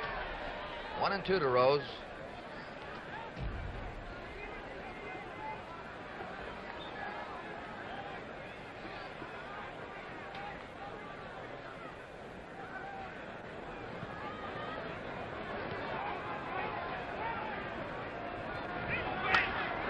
The drive hit to deep right. Robinson backing up. And we now have an official ball game here in Game 5 of the World Series. In the 5th inning, no runs, no hits, no errors, 1 left. At the end of 4 1/2, Baltimore 6, Cincinnati 3. Tony Cloninger's coming in for the Reds, and while he warms up, let's go down to Tony Kubek. With me on the field, the chairman of the board of the Baltimore Orioles, Mr. Jerry Hoffberger. And Mr. Hoffberger, you and your staff have put together one of the finest teams in baseball history. Well, Tony, we have a great team, and I think the credit goes to Harry Dalton, Frank Cashin, and Earl Weaver, and the coaches. They're the guys who really run the club, and the fellows out there doing the job for them.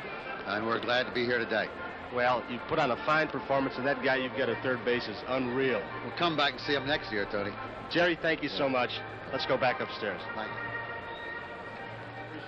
Tony Cloninger will become the 4th Cincinnati pitcher. Merritt, Granger, Wilcox, and now Cloninger.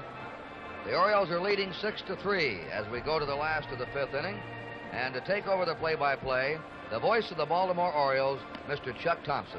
Thank you, Kurt, and again, good afternoon, everybody. Here is Cloninger. He was the loser in the 3rd game, the first one played here in Baltimore. He pitched 5 1/3 innings, 6 hits, 3 walks, 3 strikeouts, 5 runs, and was nicked by the home run bat of Frank Robinson in the 3rd and Don Buford in the 5th inning. Tony Cloninger. And it'll be Boog Powell, who had been 0 for his last 8 official at-bats until he doubled into right field in the 3rd inning.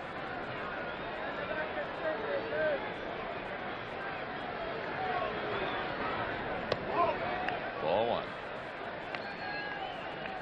30-year-old Tony Cloninger, and if he looks big and strong, he is exactly that. 6 feet, 215 pounds, from Lincoln County, North Carolina. Tony Perez, waiting for the pop-up. 1 gone.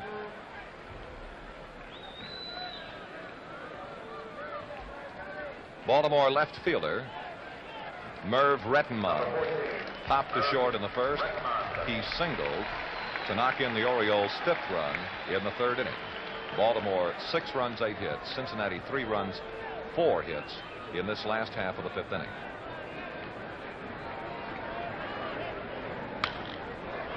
Let's see if it's playable. It is going to be out of play.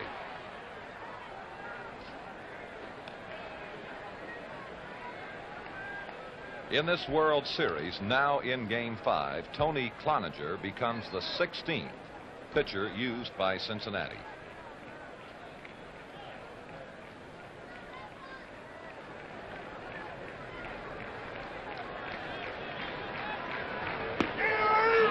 good breaking ball to Rettenmund. Though I have watched American League Baseball for a few years, I must admire the plate technique of the National League's Billy Williams, the ball and strike umpire this afternoon. Fine work.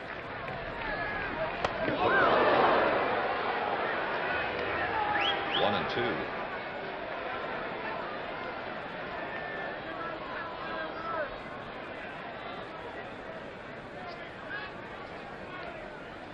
And Rettenmund pauses to reflect a moment. 1-2. Out of play.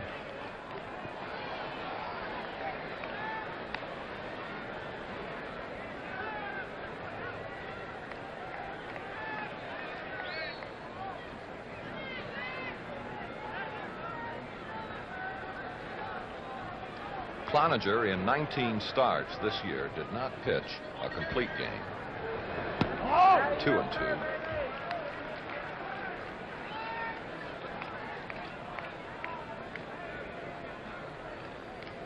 He was the starter in the third game of the playoffs against the Pittsburgh Pirates. Came out with no decision. And that'll make it 3-2 to Rettenmund.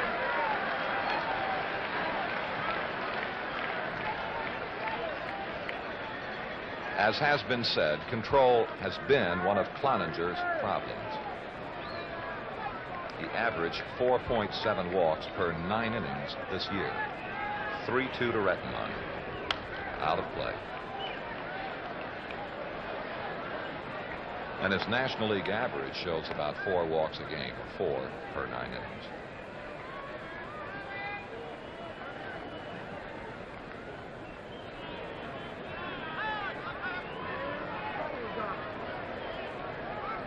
Again to Rettenmund. Out of play. As has been mentioned, Cloninger's best year in baseball, and what a year it was. 1965 with the Milwaukee Braves. He won 24 and lost 11. Since that time, his best year with the Atlanta team was in 1966, winning 14, losing 11. Right field, if it stays fair, it could be trouble. If it stays fair, it is. Fair ball, home run for Rettenmund.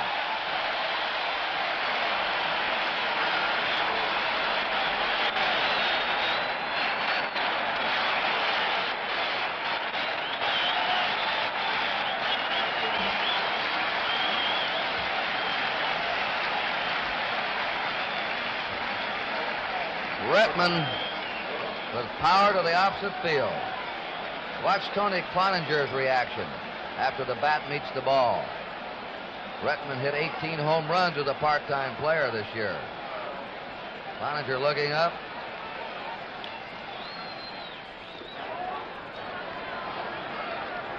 Brooks Robinson, ball 1. Brooks 0 for 2 this afternoon.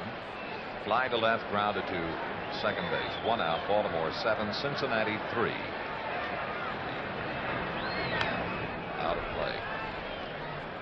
1 ball, 1 strike.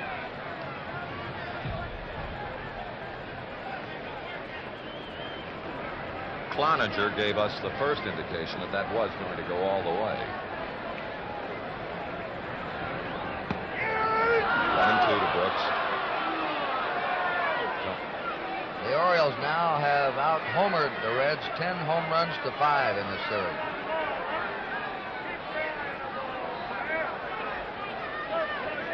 One and two the count to Brooks Robinson, 1 out. Well, let's see if the shortstop can get back on it or the center fielder in. No one. And Brooks Robinson fell, rounding first base. He is apparently all right, perhaps a little embarrassed.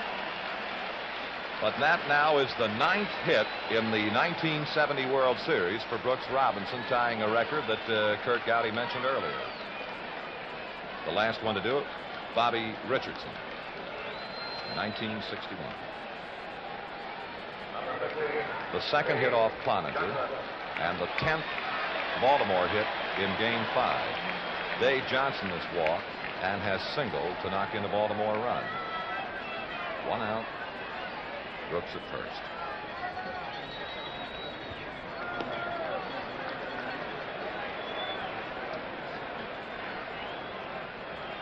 This is Ray Washburn in the Cincinnati bullpen. Let it look at him over there. No, he just missed. Ball 1.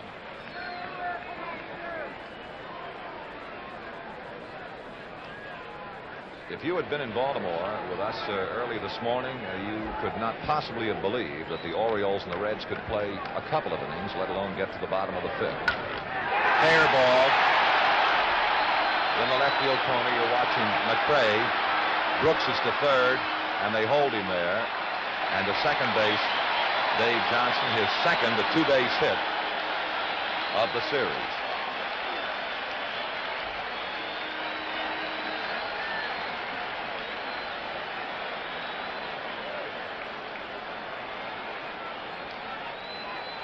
Cloninger got Powell on the pop-up to Perez at third, then Rettenmund homered, Robinson singled, Johnson doubled, and now Echebarren with 1 out, runners second and third.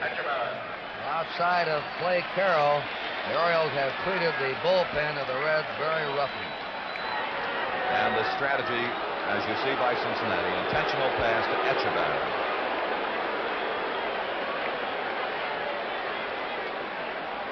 And I don't think in the years I've watched baseball I have ever seen an intentional pass given without the fans booing. And yet is a very important part of the strategy of baseball and a part of the game that has to be recognized and has to be used. Bases are loaded and Cuellar is the batter. Think he's remembering McNally?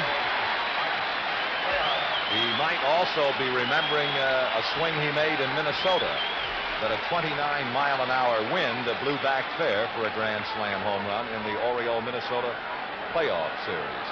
Cuellar has lined to the right fielder Rose and has struck out. The infield is in double play depth with 1 out, bases loaded. Ball 1.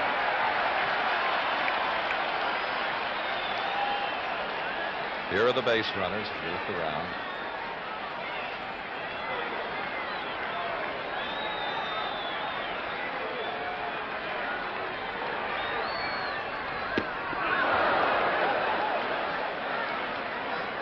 One and 1 to Cuellar.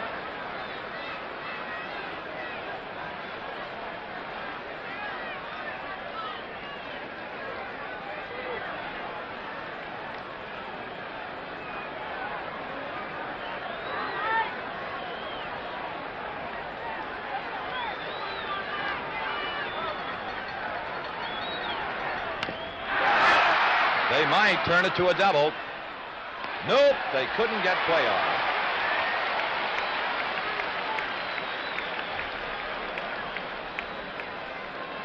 I was thinking ahead to that great throwing arm of Johnny Bench, and if anybody had a chance of getting 2 on that play, Bench did, but Cuellar reaches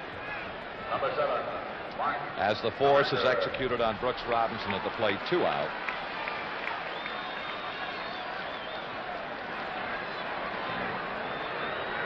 Bases remain loaded and Mark Belanger. Watching Pete Rose calling for it. Final out of the inning. But at the end of 5 innings, the score is now Baltimore 7 and Cincinnati 3.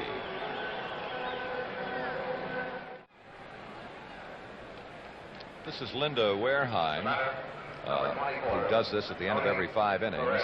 Not that, but does dust off the base paths, and she gave third base coach Alex Gramsci. Here is Tony Perez, 0 for 2 with a fly to left and a line drive to left.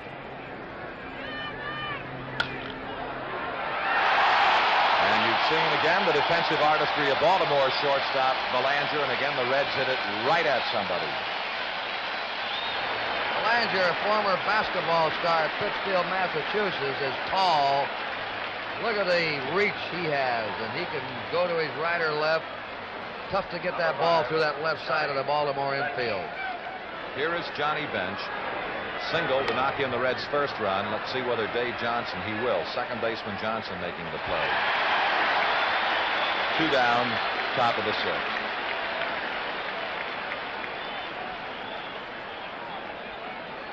And had it not been for Baltimore defense, particularly Brooks Robinson, what a great World Series May would be having. He is still having an outstanding series, but it could be even better. That was his seasonal average, 253, 34 home runs. He is 1 for 2 this afternoon with a double, and came on hitting .429 in the series, and that's the Cuellar curve. He now has 7 hits in 16 trips, as May, with 8 runs batted in, 2 home runs and 2 doubles, 1 and 1.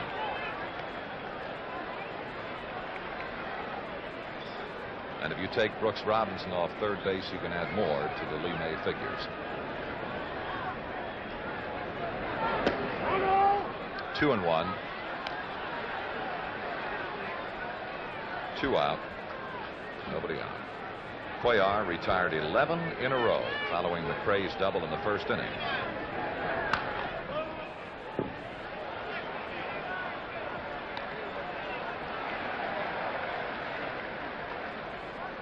Well, here's a very interesting note again. The most runs batted in a 5-game World Series, 8 by Dan Murray of the A's in 1910. 3-2 to May. And if the series ends today, Lee May will tie the record, or he could break that record. He has now 8 runs batted in. And we are in the 5th game. Watch Paul Blair. And it apparently is quite playable for the final out. So at the middle of the 6th inning, the score is Baltimore 7 and Cincinnati 3. In the Baltimore half of the 6th inning, Paul Blair, who singled in the first, singled in the second, and struck out in the 4th, will face Cloninger. The batter, number 6, Paul Blair. I think it can be said without fear of contradiction, there is not a better center fielder in the American League than Paul Blair. Kurt? Sparky Anderson compares him to Willie Mays, how shallow he plays. Well, that's putting Paul Blair in outstanding company. That makes it 1 and 1, and you saw Frank Robinson, the on-deck hitter.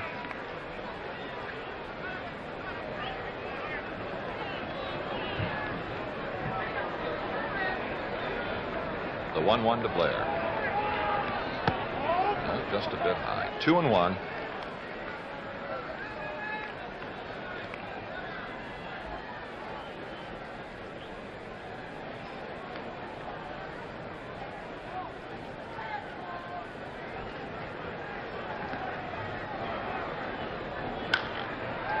Out of play.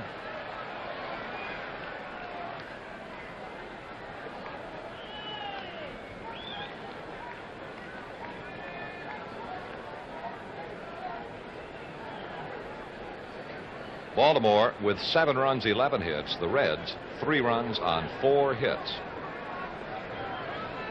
All 4 hits, all 3 runs in the first inning for Cincinnati.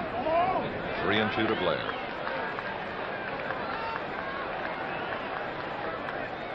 Starter Cuellar has had streaks where he retired 11 in a row and is currently working on a streak of retiring 5 Reds in a row. 3-2, Cloninger to Blair.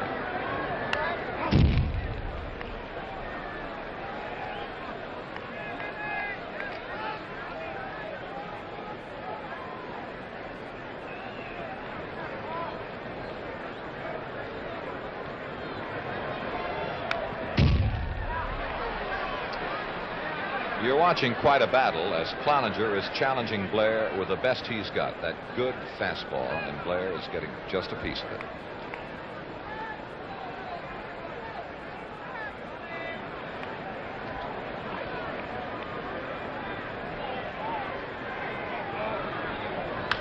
Out of play again.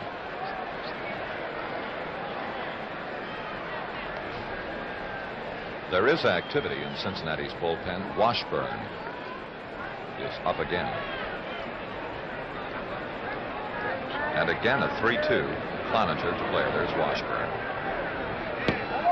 Breaking ball just missed, and Bench giving the well-known look to Billy Williams.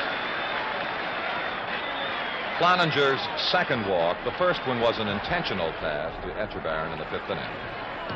And the batter is Frank Robinson.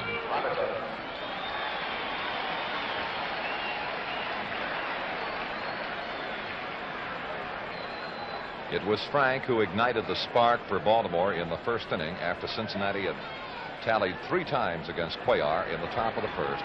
Frank hit his 2nd World Series home run of 1970 to make it a 3-2 ball game in the 1st inning.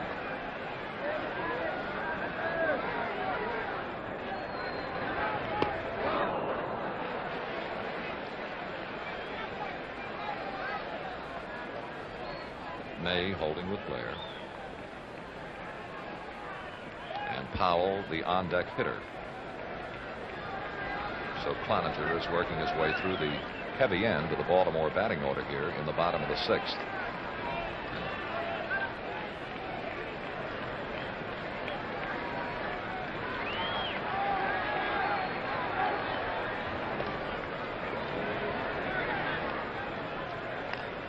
Frank has 6 lifetime World Series home runs, leads active major leaguers, tied for 11th in the all-time list of home run hitters. You can see that Cloninger is more than a bit concerned with the lead of Blair at first base.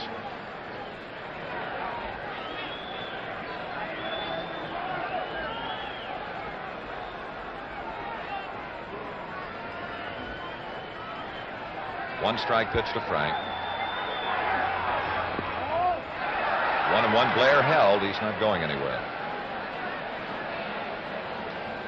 The fellow that we've been watching on the pregame show during the World Series, no longer active as a player, Mickey Mantle, has the most World Series homers. He had 18. A ball and a strike to Frank Robinson.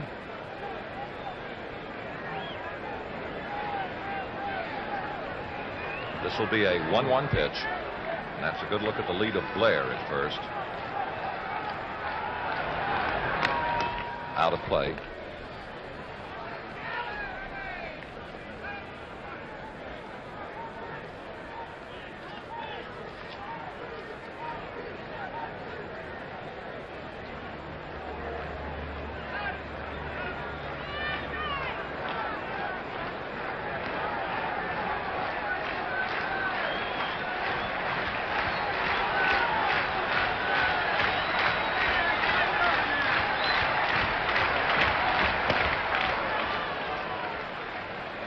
One gone as Frank Robinson is out on strikes. The batter, Boog Powell. 1 for 3 this afternoon. Number 26, Boog Powell. And 4 hits and 15 trips in the series for Boog.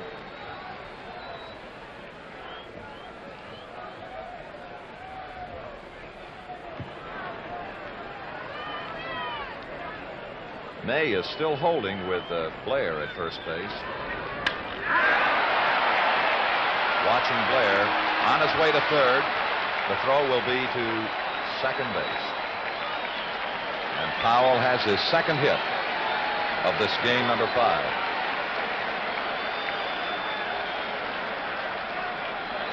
Only in the 4th inning this afternoon have the Orioles been kept off the bases, as they were 3 up and 3 down in the 4th.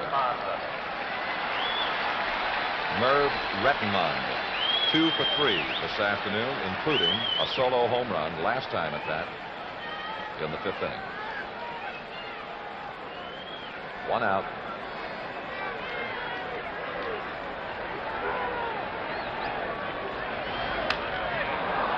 And Perez may have a play. 2 down now.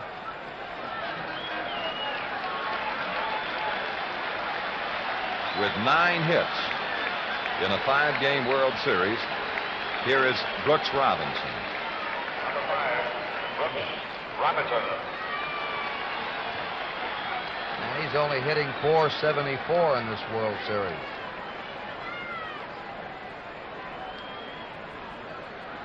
Blair third, Powell first. May does not hold with Powell.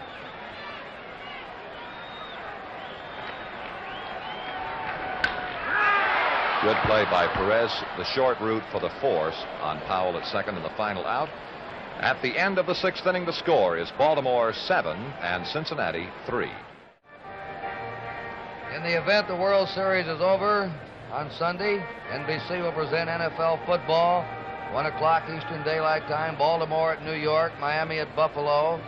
2 o'clock it'll be San Diego at Chicago. 4 o'clock Kansas City at Cincinnati, Pittsburgh at Houston. For the game in your area, consult your paper for the listing. NFL football on NBC this Sunday if the World Series is over.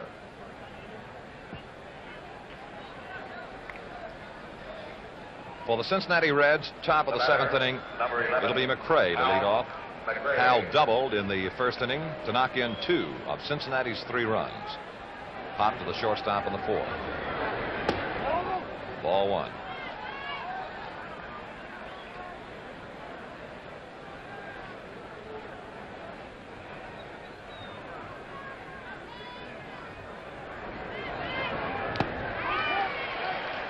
We pause briefly for station identification. This is the NBC television network.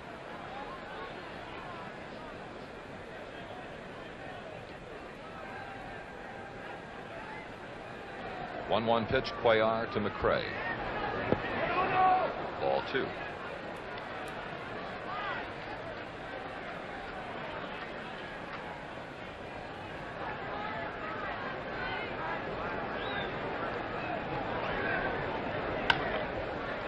Well, if it stays in play, Echebarren will handle it.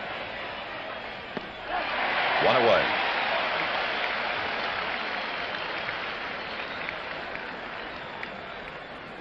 Cuellar's best pitch right now is his fastball, and he's got a good one, and he's relying on it. Shaky start in the 1st inning, 3 runs and 4 hits. Evidently loosened up. He has not allowed a hit since the 1st inning. And now has retired 6 in a row following the walk to Bravo in the 5th inning. The batter, Tommy Helms. Breaking ball in. Tommy is 0 for 2 this afternoon with a bounce out to short and a pop to the first baseman.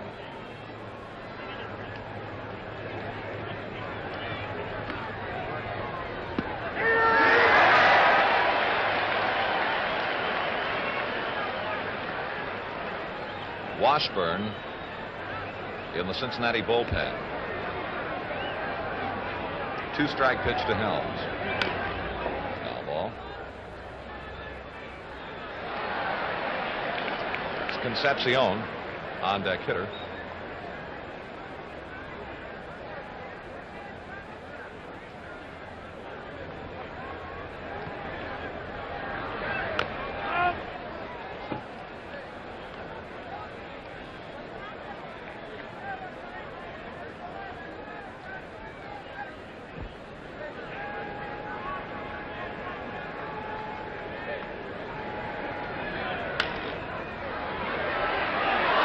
The glove of Dave Johnson, and we'll see what the official scorer rules. Base hit or error.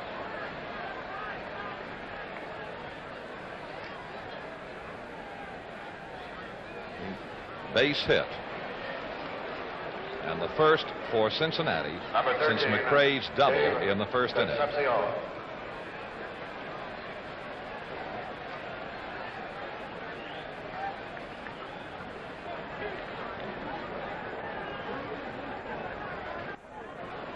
Here is Concepcion, who has popped to second and bounced to short.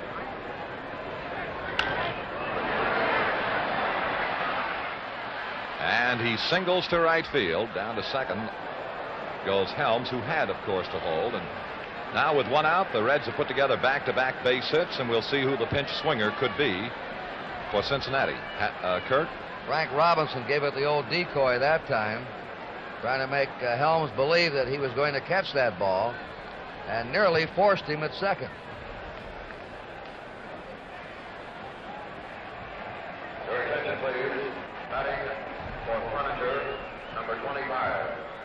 Bernie Carbo is has been announced now as the pinch hitter for Tony Cloninger. Dick Hall is throwing in the Oriole bullpen. This will be Bernie Carbo. Bernie is now in his 4th World Series game. He has been to the plate 7 times without a base hit. He hit .310 over the year with 21 home runs. Fine-looking first-year man for Cincinnati.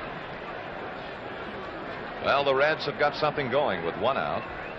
Helms at second, Concepcion at first, and pinch hitter Carbo at the plate.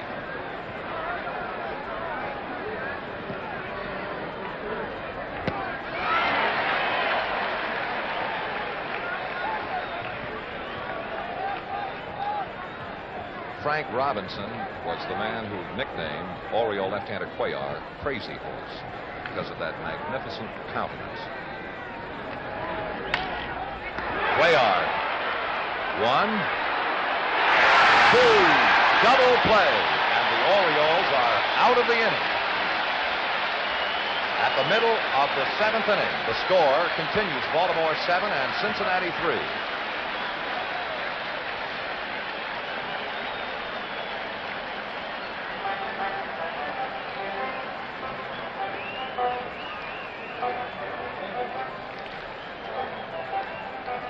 And so at the middle of the 7th inning, the score is Baltimore 7 and Cincinnati 3.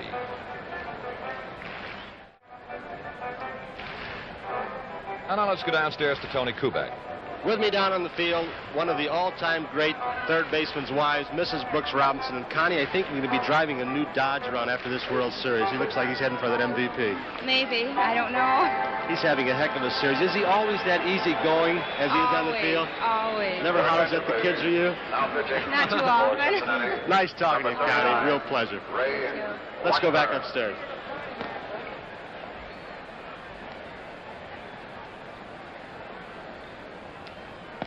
On the screen, Ray Washburn, and he was 4-4 on the year, and the ERA 6.95, and this is his first appearance in the 1970 World Series. And in the last half of the 7th inning, he will face Dave Johnson, Andy Etchebarren, and Mike Cuellar. And Cincinnati now has used 17 pitchers in the 5 games. Johnson walked, singled, and doubled. He now has 4 hits. He also has a run batted in this afternoon.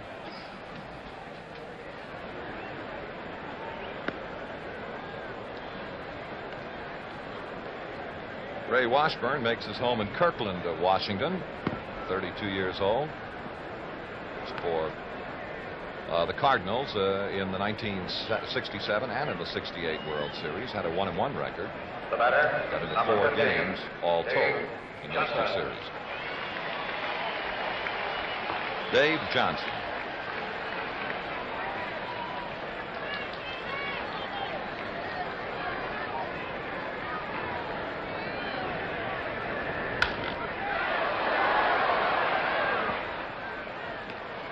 One away.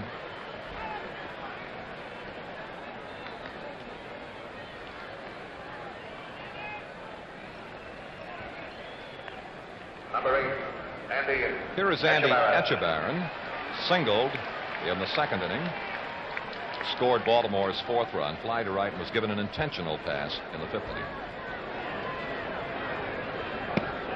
Ball 1.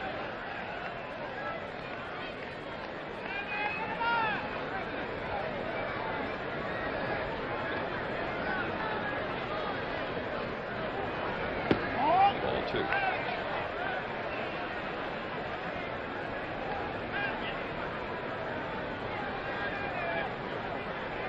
Ray Washburn.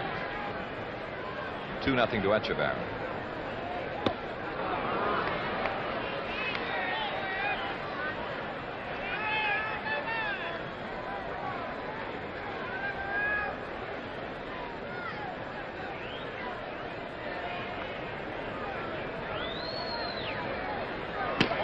Three and 1 to Etchebarren.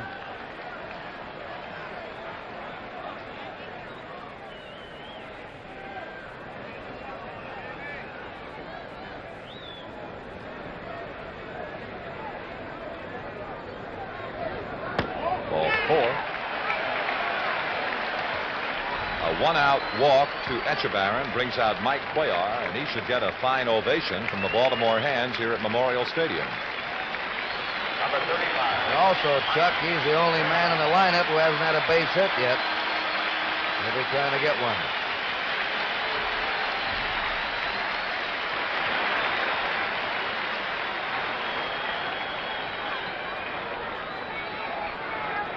Quite an interesting story right there. Defeated every team he faced in the American League 69-70. Every team in the league.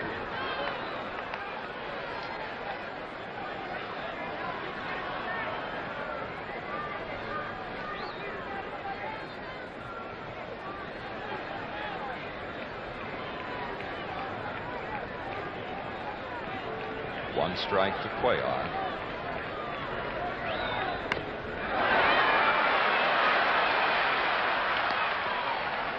And he's got the sacrifice in Cuellar, advancing Echevarren to second. 2 out, and Mark Belanger. Cuellar, McNally, and Clyde Wright of the Angels defeated all of their opponents in the American League this year. In '69, Cuellar and Palmer had the same success, defeating all other clubs in the American League at least once. Belanger has 1 hit in 4 trips this afternoon, but it knocked in a run for Baltimore in the second inning.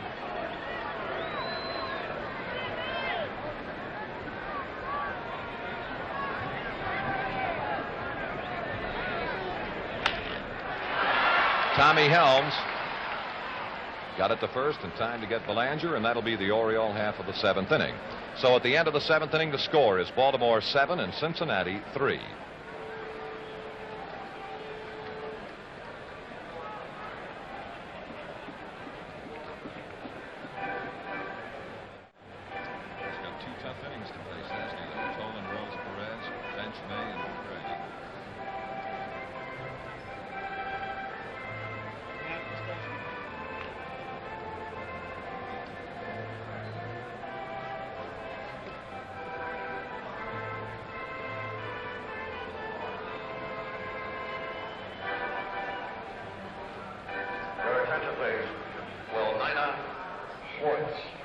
Please report to the Oriole office at once.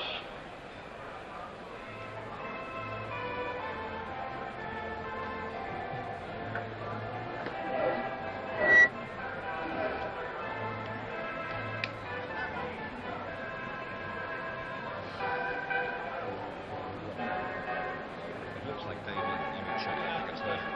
3 seconds. 2, later. We pause now for station identification.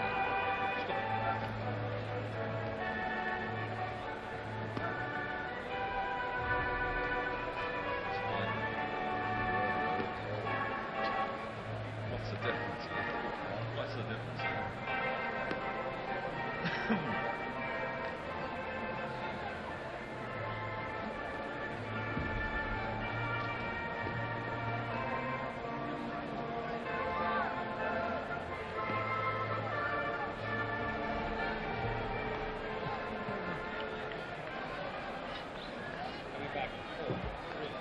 The batter, number 48, Bobby Tolan. The top of the 8th inning, game number 5, the 1970 series, brings the Cincinnati Redlegs leadoff hitter, Bobby Tolan, then Pete Rose, and then Tony Perez against Mike Cuellar.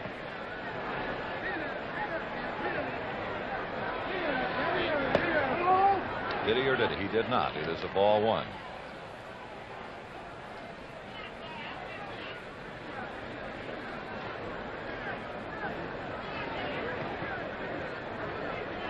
Ball 2.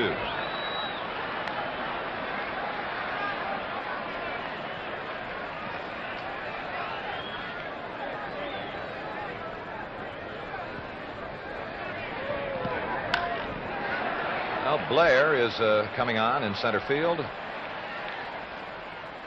for the first out on the top of the 8th.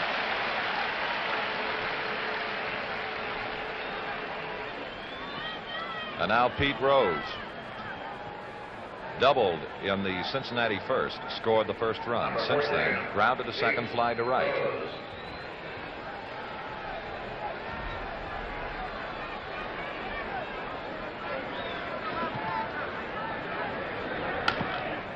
Belanger at shortstop. 2 gone in the 8th, and the applause gets a little louder with every out now. Here is Perez.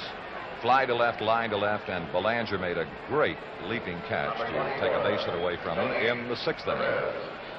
Right-handed Dick Hall, left-handed Pete Rickard are working in the Baltimore bullpen. 2 out and an on. Hard slider, ball 1. And I believe by crowd reaction that we're getting a slight drizzle here at the stadium now. Opting up, middle of the infield. Who will make the play? Belanger is calling for it. Belanger will make the play. 3 up, 3 down in 1-2-3 order. So at the middle of the 8th inning, the score is Baltimore 7 and Cincinnati 3.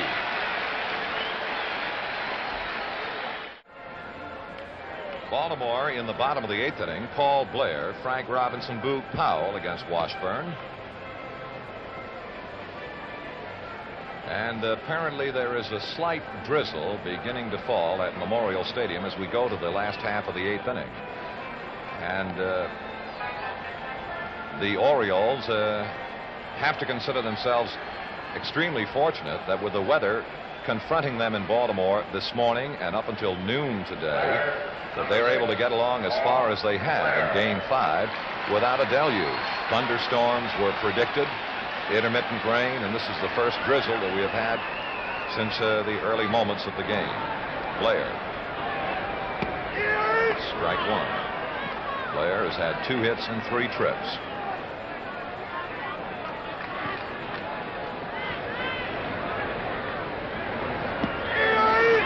Good curveball from Washburn. 2 strikes now.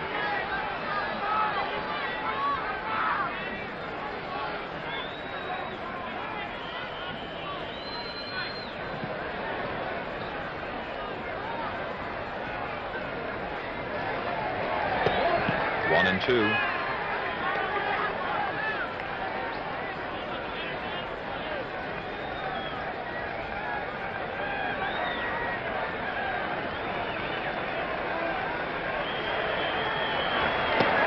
Two and 2.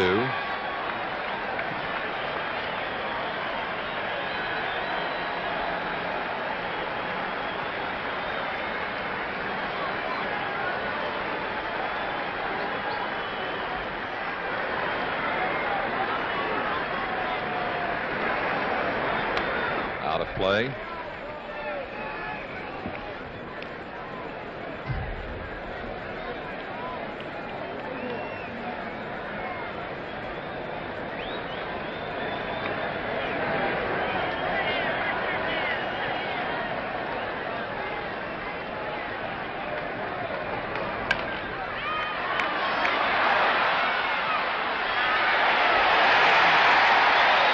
Safe is the call, and Blair will reach on an infield base hit.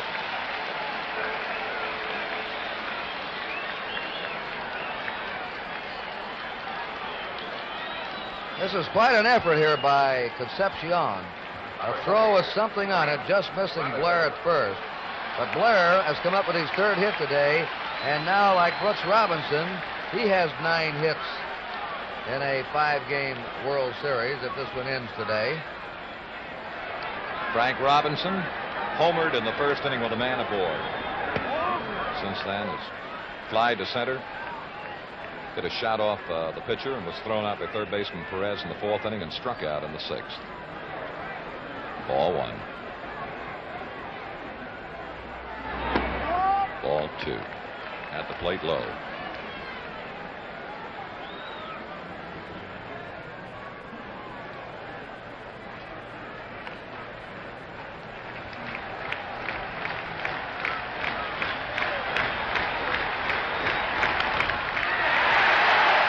Robinson to right field. Blair will hold at second.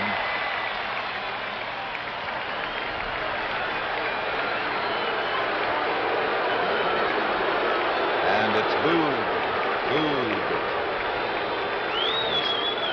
Baltimore's first baseman, who is 2 for 4, 5 hits in the series. He doubled in Baltimore's third, singled in the sixth.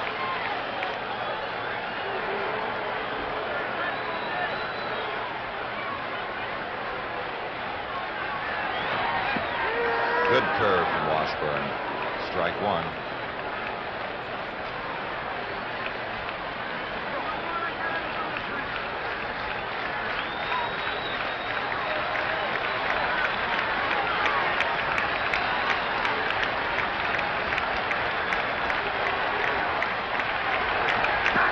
Ball one.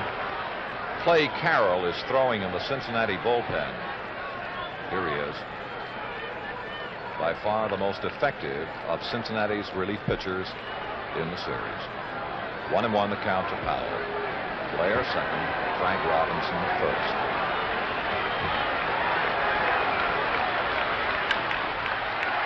Lee May is in trouble. Blair is coming home. Alert base running on the part of Paul Blair. Checks in Baltimore's 8th run.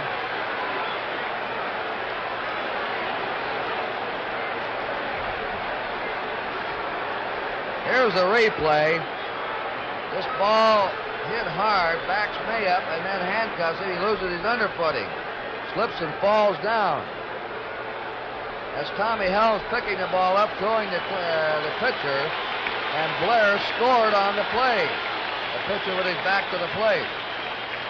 Here's Blair, who was on second. And he just rounded third and kept coming when he saw Washburn with his back to him at first. And Baltimore leads 8-3, 1 out. Frank Robinson at second base. Rettenmund on a 2-for-4 afternoon against Washburn. The out at first and Powell, first baseman, the second baseman for the pitcher covering. Out of play. Kurt. By the way, Powell gets an RBI. Correct. He was out 3-4 to 1, but Blair scored on the play, so give Powell a run batted in. 1 strike to Rettenmund. 1 out. Ball one.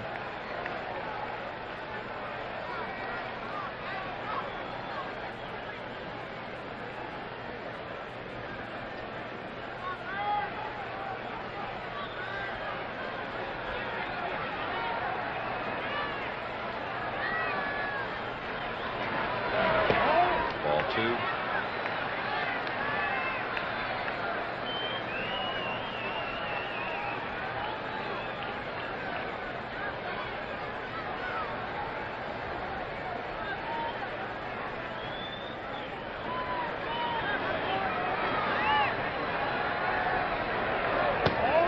Three and one now to Merv Rettenmund.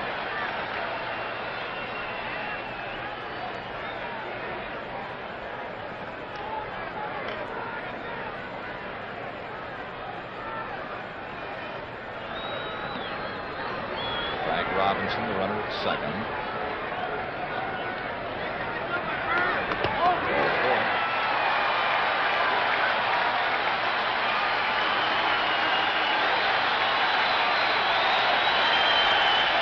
A standing ovation for Brooks Robinson. Standing ovation for Brooks Robinson.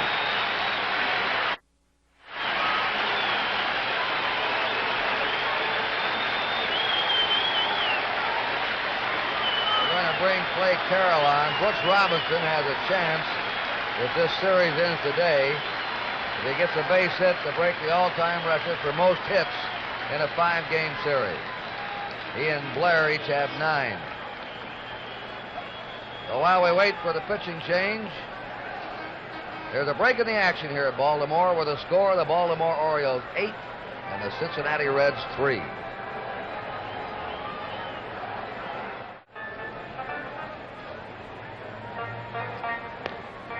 And now we go down to Tony Kubek. I'm seated with Mr. Joe Cronin, president of the American League. And Mr. Cronin, this has got to be one of the finest teams to represent your league in many a year. Tony, the American League's really proud of this great ball club. It reminds you of the great Yankee teams of old. They have the defense, they have the fine pitching, they have a bullpen, and a great defensive team, as you've always said. And with the punch. as a fine ex-shortstop in the Hall of Fame himself.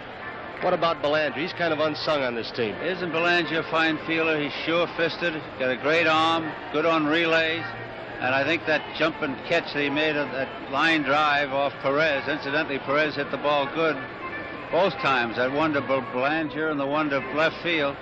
And Belanger made a great play. He's a great player. Mr. Joe Cronin, thank you so much. Let's go back upstairs. Thank you, Tony.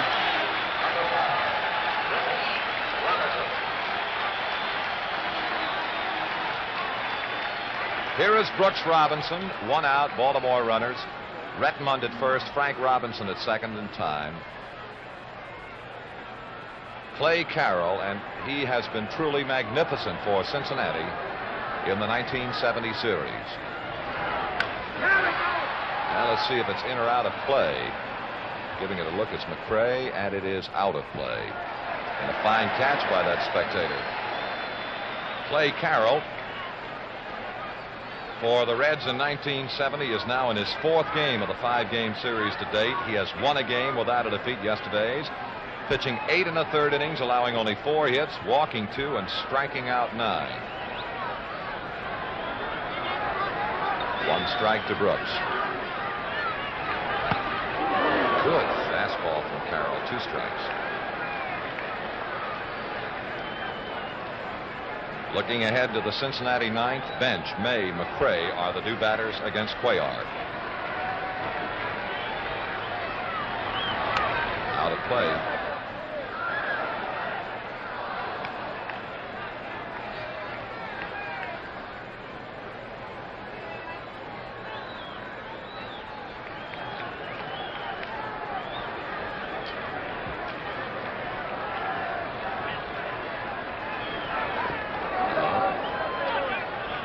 One ball, 2 strikes.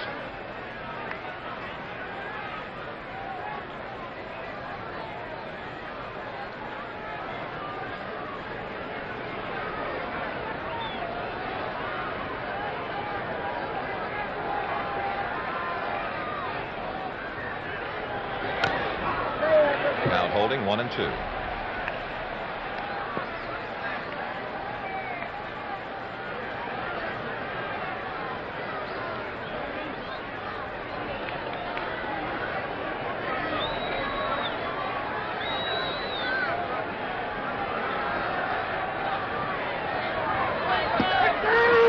Good pitch from Clay Carroll, and Brooks Robinson is a looking strikeout victim and is still rewarded with a standing ovation as he heads for the Baltimore dugout. They're getting up behind the dugout. And this most popular of all to wear the uniform of a Baltimore Oriole, if the series ends today, you can use all of the superlatives you can think of, and it would describe his play in this series. Here's Dave Johnson. 2 out now. Retmund first, Frank second. Ball 1 to Dave. Dave with a 2 for 3 afternoon, a single and a double.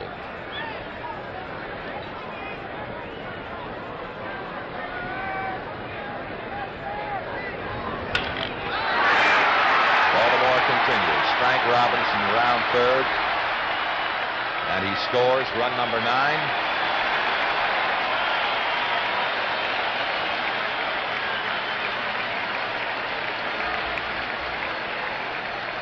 Kurt? We're talking about all these other Orioles. Here's a very underrated player, that Dave Johnson. And now Andy Etchebarren. Number 8, Andy Etchebarren.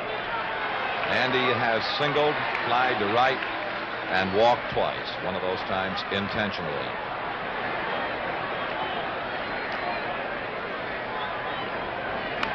Out of play.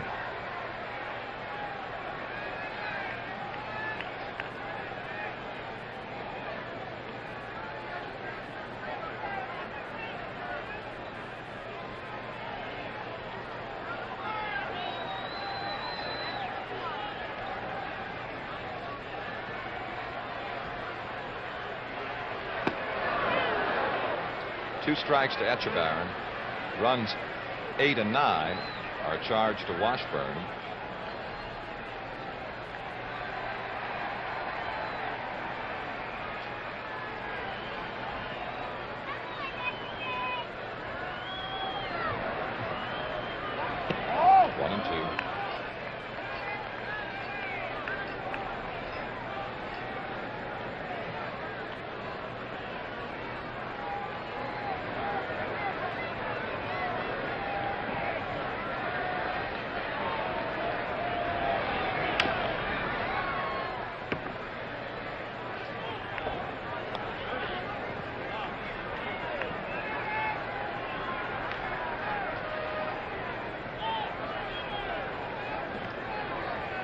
In the Baltimore bullpen, the right-hander Hall, the left-hander Rickard. Rickard way to the right side of the picture. 2-2. It gets beyond the catcher, and they're just going to hold where they are.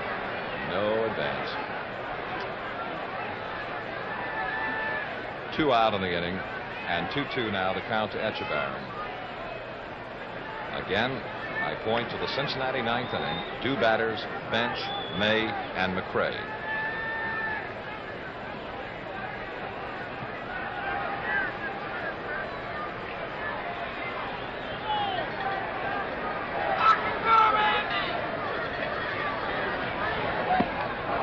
No, that's 3-2 now. Whoops! Now it is called a strike, and that Etchebarren committed himself, and the inning is over. So at the middle, a check that at the end of the 8th inning, the score is Baltimore 9 and Cincinnati 3. Well, the Reds are up in the 9th inning now. Johnny Bench, 1 hit in 3 times.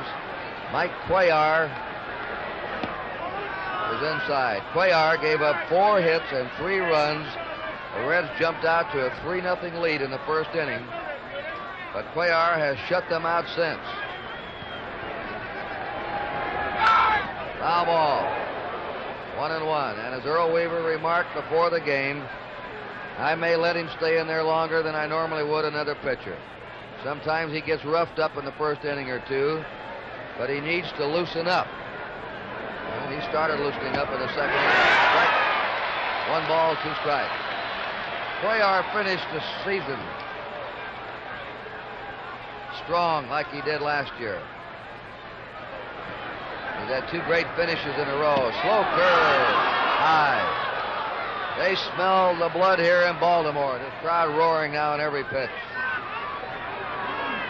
Cuellar, since July 1st, has won 16 out of 19 games. That's a... Oh! Robinson does it again! Brooks Robinson making another phenomenal play at third.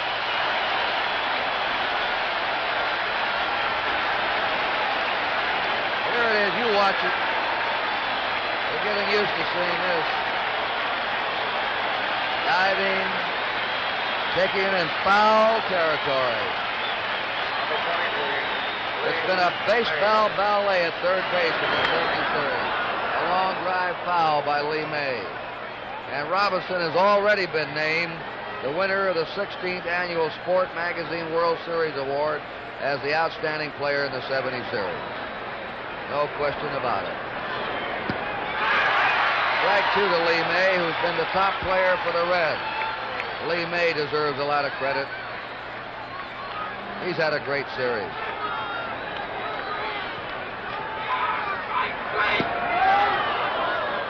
One ball, 2 strikes. 3 of these games have been by 1 run in this series.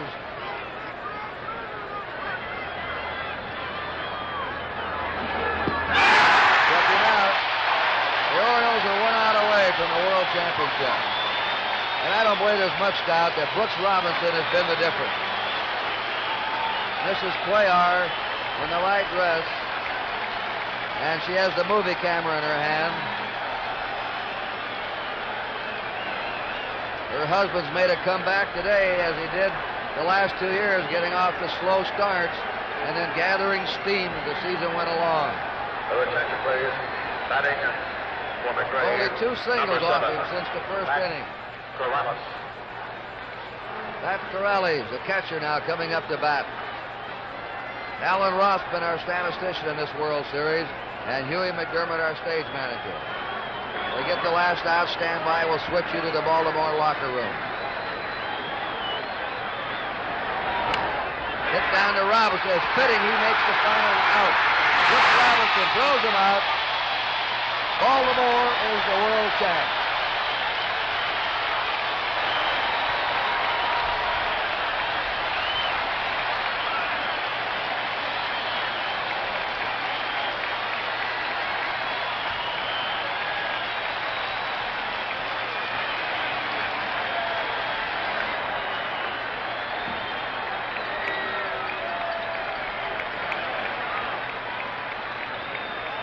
The Reds were murderous against left-handed pitching this year, but McNally and Cuellar have defeated them in the World Series.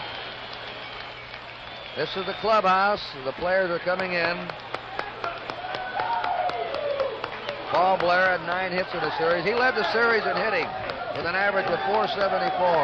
There's Brooks Robinson. That's Cuellar.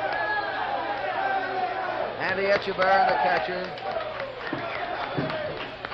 Mark Belanger. What a World Series this Baltimore infield had, making one great play after another. The Orioles have somewhat of a dynasty going now. They have won 3 of the last 5 American League pennants. Their second World Championship in the last 5 years. And Cuellar all the way, of course, in this game is the winner. The losing pitcher, the starter, Jim Merritt, plagued by a bad elbow.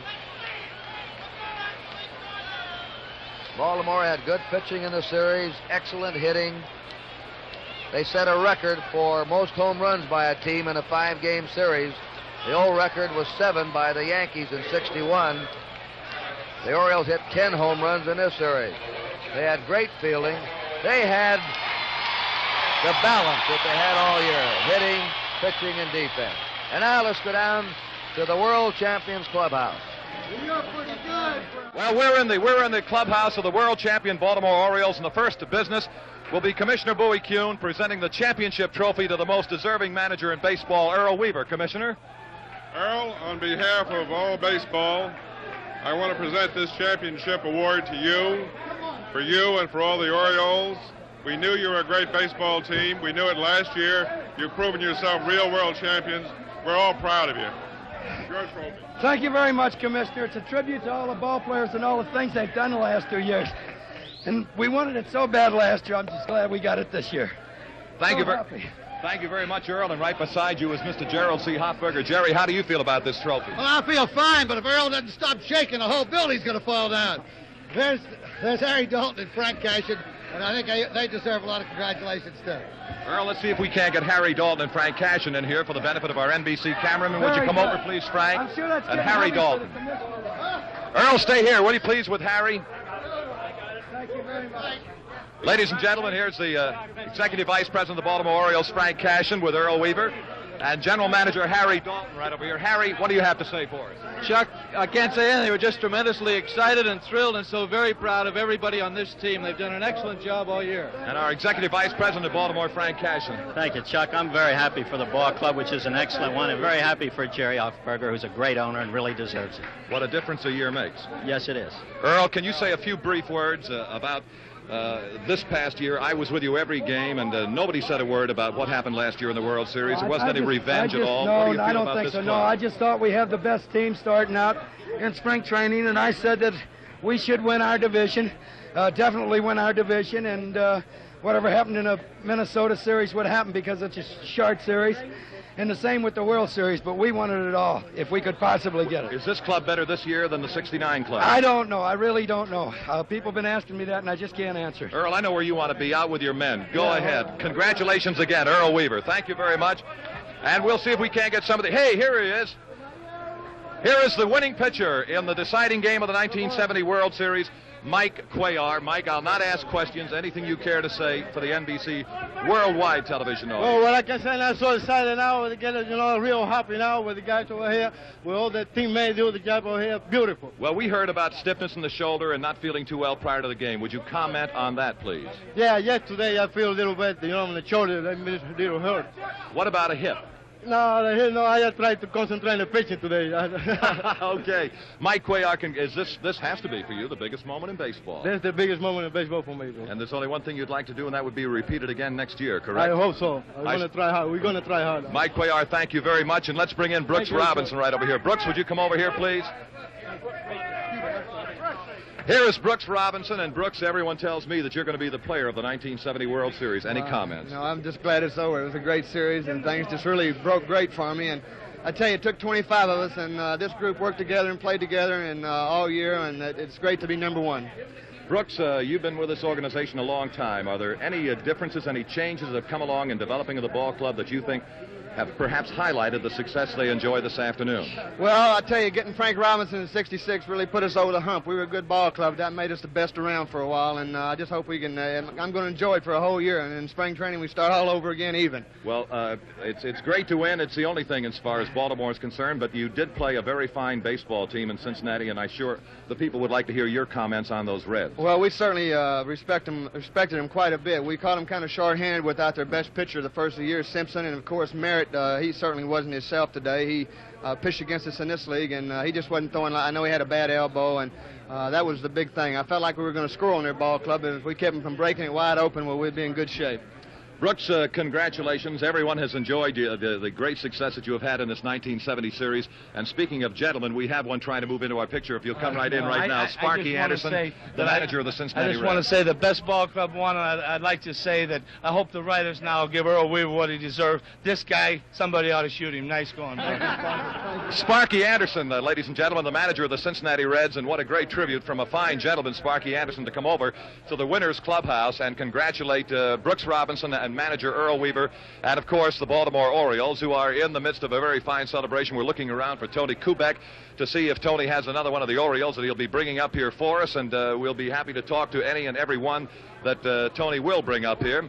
Here on the way up right now. Hold on, before we continue with more player interviews, let's go right upstairs for one moment. Game 5 of this 1970 World Series has been brought to you by Gillette Platinum Plus, double edge or injector for the shave you've always wanted, and more. By Salem Filter Cigarettes, take a puff, it's springtime. And by Chrysler Corporation, extra care in engineering. Your host today, your local Chrysler Plymouth dealer. And let's go right back now to the Baltimore clubhouse. And with me is a fellow that the Baltimore Orioles call the Blade, Mark Belanger. Mark, there couldn't be a greater moment in your baseball career. No, this is the greatest moment of my life. I'm so happy. I like to cry. I really do. What was the effect of yesterday's Cincinnati Red victory on this clubhouse yesterday afternoon? Well, we figured that we got 3 wins and they got 1, and I think we'd rather be in that spot than 1 and 3, just like they were. So we just bounced back today and said, let's go get them today, and this is what we did. And it was well accomplished. You played an outstanding brand of defensive ball, but it sounds strange to keep saying that, even though the Orioles perhaps made more errors than the Reds did in the series. Well, I'll tell you, that guy over third base there, he's not too bad. Not too bad. It's a pretty nice compliment for Brooks Robinson, of course. And, Mark, we congratulate you, and I look over my shoulder, and you mentioned Frank Robinson, and if you'll pardon me a moment, we'll go to Frank. Frank, a moment ago, a teammate of yours, Brooks Robinson, paid you a very fine compliment. I asked that in the years he has been with the club, he has been with them for quite a few years, was there a single change that he thought perhaps keynoted the success he celebrates this afternoon? He said, when we got Frank Robinson in 1966. Well, that's a great compliment, Chuck, and coming from an individual like Brooks, it really makes me feel good. Frank, we'd just like to hear a few of your thoughts about this 1970 series, if you perhaps during the series you reflected on 69. Well, we did, Chuck. I think we reflected on 69 all this year, actually, without really saying it. I think the fellas all went along, dedicated themselves, and said we were going to spring training to get ourselves in the best possible shape. We got ourselves mentally fit for this year. We were going to win the championship this year in the American League and get another shot in the series, and just go out there and come out on the winning end. And we didn't have the rah-rah thing about it. Each individual did it in spring training, got themselves in shape, and went out and did it on the field. Sparky Anderson stepped in here a moment ago and said something I felt needed to be said. You can't say it too often. He wanted to pay Earl Weaver a great compliment for the manner in which he has handled the Baltimore Orioles, and I've heard you discuss this, and I would like to have you repeat it for our television audience. Well, Chuck, actually, Earl just doesn't get the credit he deserves. I'm not saying by the press or whatever. I just don't think people give him the credit he deserves. Earl has done a tremendous job with this ball club ever since he took it over in the middle of the '68 season. The thing about Earl is he gets the best out of 25 ball players. He's not afraid to use a 25th ball player to try to win a ball game. He doesn't mind making a move or being criticized for it if he feels like he's going to win a ball game. A lot of people asked us what kept our bench so sharp, and that's because Earl didn't mind playing that bench during the season, give them a few games to play so they could see some pitching and be sharp when he needed them. He didn't let them sit there and collect rust. One other question I think baseball fans are asking if they're in my position. They want to know, is Frank Robinson playing or managing next year? with this feeling going right now, Chuck, I'm going to reflect on this feeling. I'm going to enjoy this right now. And I'll tell you the way I feel right now. I want to be one of the 25 guys like this next year, leave the headaches and the trouble to someone else. I feel like right now I'm going to be a player next year. This is tremendous. And Frank feels that there are a few more years left for Frank That's Robinson. right. And I'd like to say one thing, and this isn't trying to butter Brooks up, but this guy had a tremendous series, Chuck. So I don't think anybody could have dreamed of the series that he had going into this series. But if the people just remember, and this shows you what a great ball club we have, and there's no one individual's on this ball club.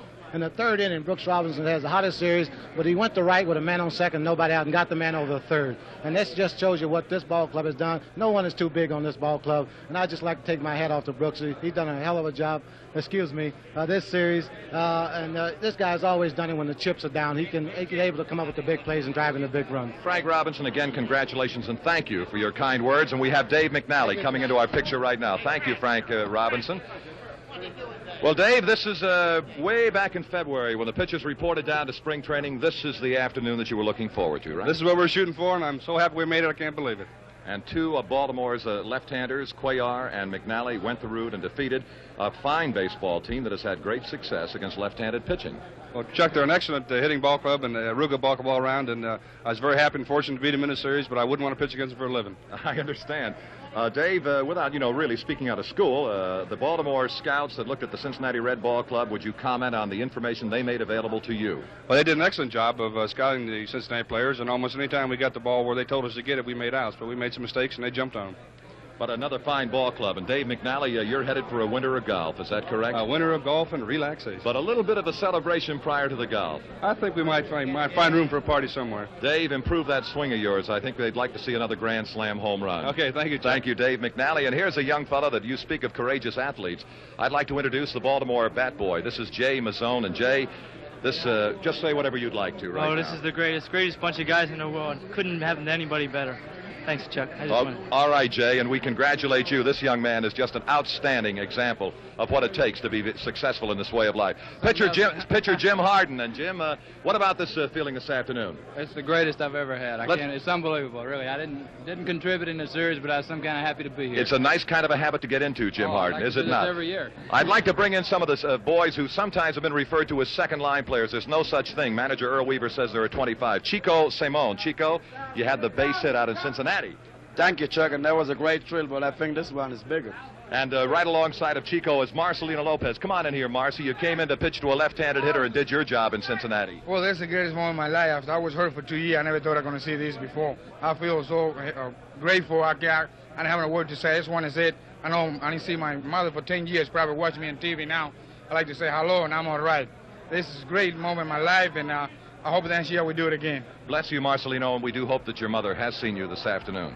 And let's bring in Kurt Moten over here, another one of the men who has been used by manager Earl Weaver. What about it, Kurt? What do you got to say this afternoon? Everybody said how wonderful it is to be world champs and so on and so forth, but I don't think words can really describe my feelings because I never expected to feel this way. I don't usually get excited, but this is just really great. I'm glad we're on top. Kurt Moten, congratulations and thank you very much. And Tony Kubek, would you come over here?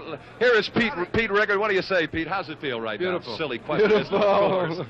But any comment on the Cincinnati Red Ball Club? They're a good ball club, but I think their pitching isn't as good as ours. Their bench isn't as good as ours, and that's just a great ball club we throw out there at you. It is, and it has been day after day. Tony Kubek, I'd like to hear your comments in this series. No doubt about what Pete just says. That's a great ball club. This one happened to be a greater ball club for this series. They've got everything going for them all around. Guys like this in the bullpen, they're just great. What can you say? The Cincinnati Ball Club in the first half was a better ball club than in the second half and in the playoffs and World Championship Series, because they're missing some key pitching. Simpson, of course, and Merritt was not at his best, along with some of the others. They're a great ball club, too, but they did it this time. And this Cincinnati Ball Club, I believe, is a kind of a club that probably could be in this World Series for a few years to come. How do you feel about that, Pete Rickard? Fine. We'll play them again next year if they want us. We'll be there. Mickey Manlin, one of our pregame interviews with him a couple of days ago, said that these same two teams, a prediction for the future, will be in the World Series again next year. I don't know if he's going to be right, but it's got a good chance. Well, I got to feel it's the same game, the same series, same script. That'll be fine with me. I hope so. And could I call in another one of the lesser known of the Baltimore Orioles? And I might incidentally advertise the fact that he's the only bachelor on the ball club. Ladies, cool, Bobby Grich, what does this moment feel like to you? Oh, it's a great thrill, Chuck. Just tremendous. I just feel privileged to be able to be on the team, one of the greatest teams in baseball right here. And here is perhaps the greatest center fielder in the American League, Paul Blair. Paul, anything you care to say? Oh, everything was just beautiful, Chuck. This is something we've been looking for all year. We had something to prove this year, and we came back and we proved it, and it was good to be here and win. I know how Cincinnati feels, that we felt this way last year. We got the breaks this year, and I think it was a hell of a World Series, and I just hope we can come back and beat them again next year. Well, Paul, you, like all of the Orioles who've been up here, have nothing but complimentary things to say about the Cincinnati Reds, a fine ball club. Oh, yes, they were a tremendous ball club. They played hard. Lee May did a fantastic job. He really hit. And Perez and all of them, I just think that maybe Perez had a lot of bad luck because he hit a lot of balls hard. It could have been a lot of base hits. Maybe their pitching wasn't up to the par that they brought all year. And, you know, they lost Wayne Simpson, who did a fantastic job for them. And with our ball club, I don't think you can come out and be a little handicapped with their pitching and beat us. We played a real fine World Series, too. You echo the thoughts of most people that there is the possibility that Baltimore and Cincinnati could be doing this again, perhaps for a few years? I would love to be to face Cincinnati there next year. Just as long as we're there, that's all that's necessary. That's the most important thing. Well, Paul Blair, congratulations again. It was a great job right on through the series by 25 men and a fine coaching staff of George Bamberger, the pitching coach, George Soller at first, Billy Hunter at third base, and a fellow named Jim Fry out in the bullpen. We have some pretty good sportscasters, too, Chuck. Hey, thank you very much, Paul Blair. That's about it. Let's right now take you from the clubhouse of the world champion Baltimore Orioles upstairs. Outstanding job, Chuck Thompson and Tony Kubek on this World Series. Quite a wind-up of the season.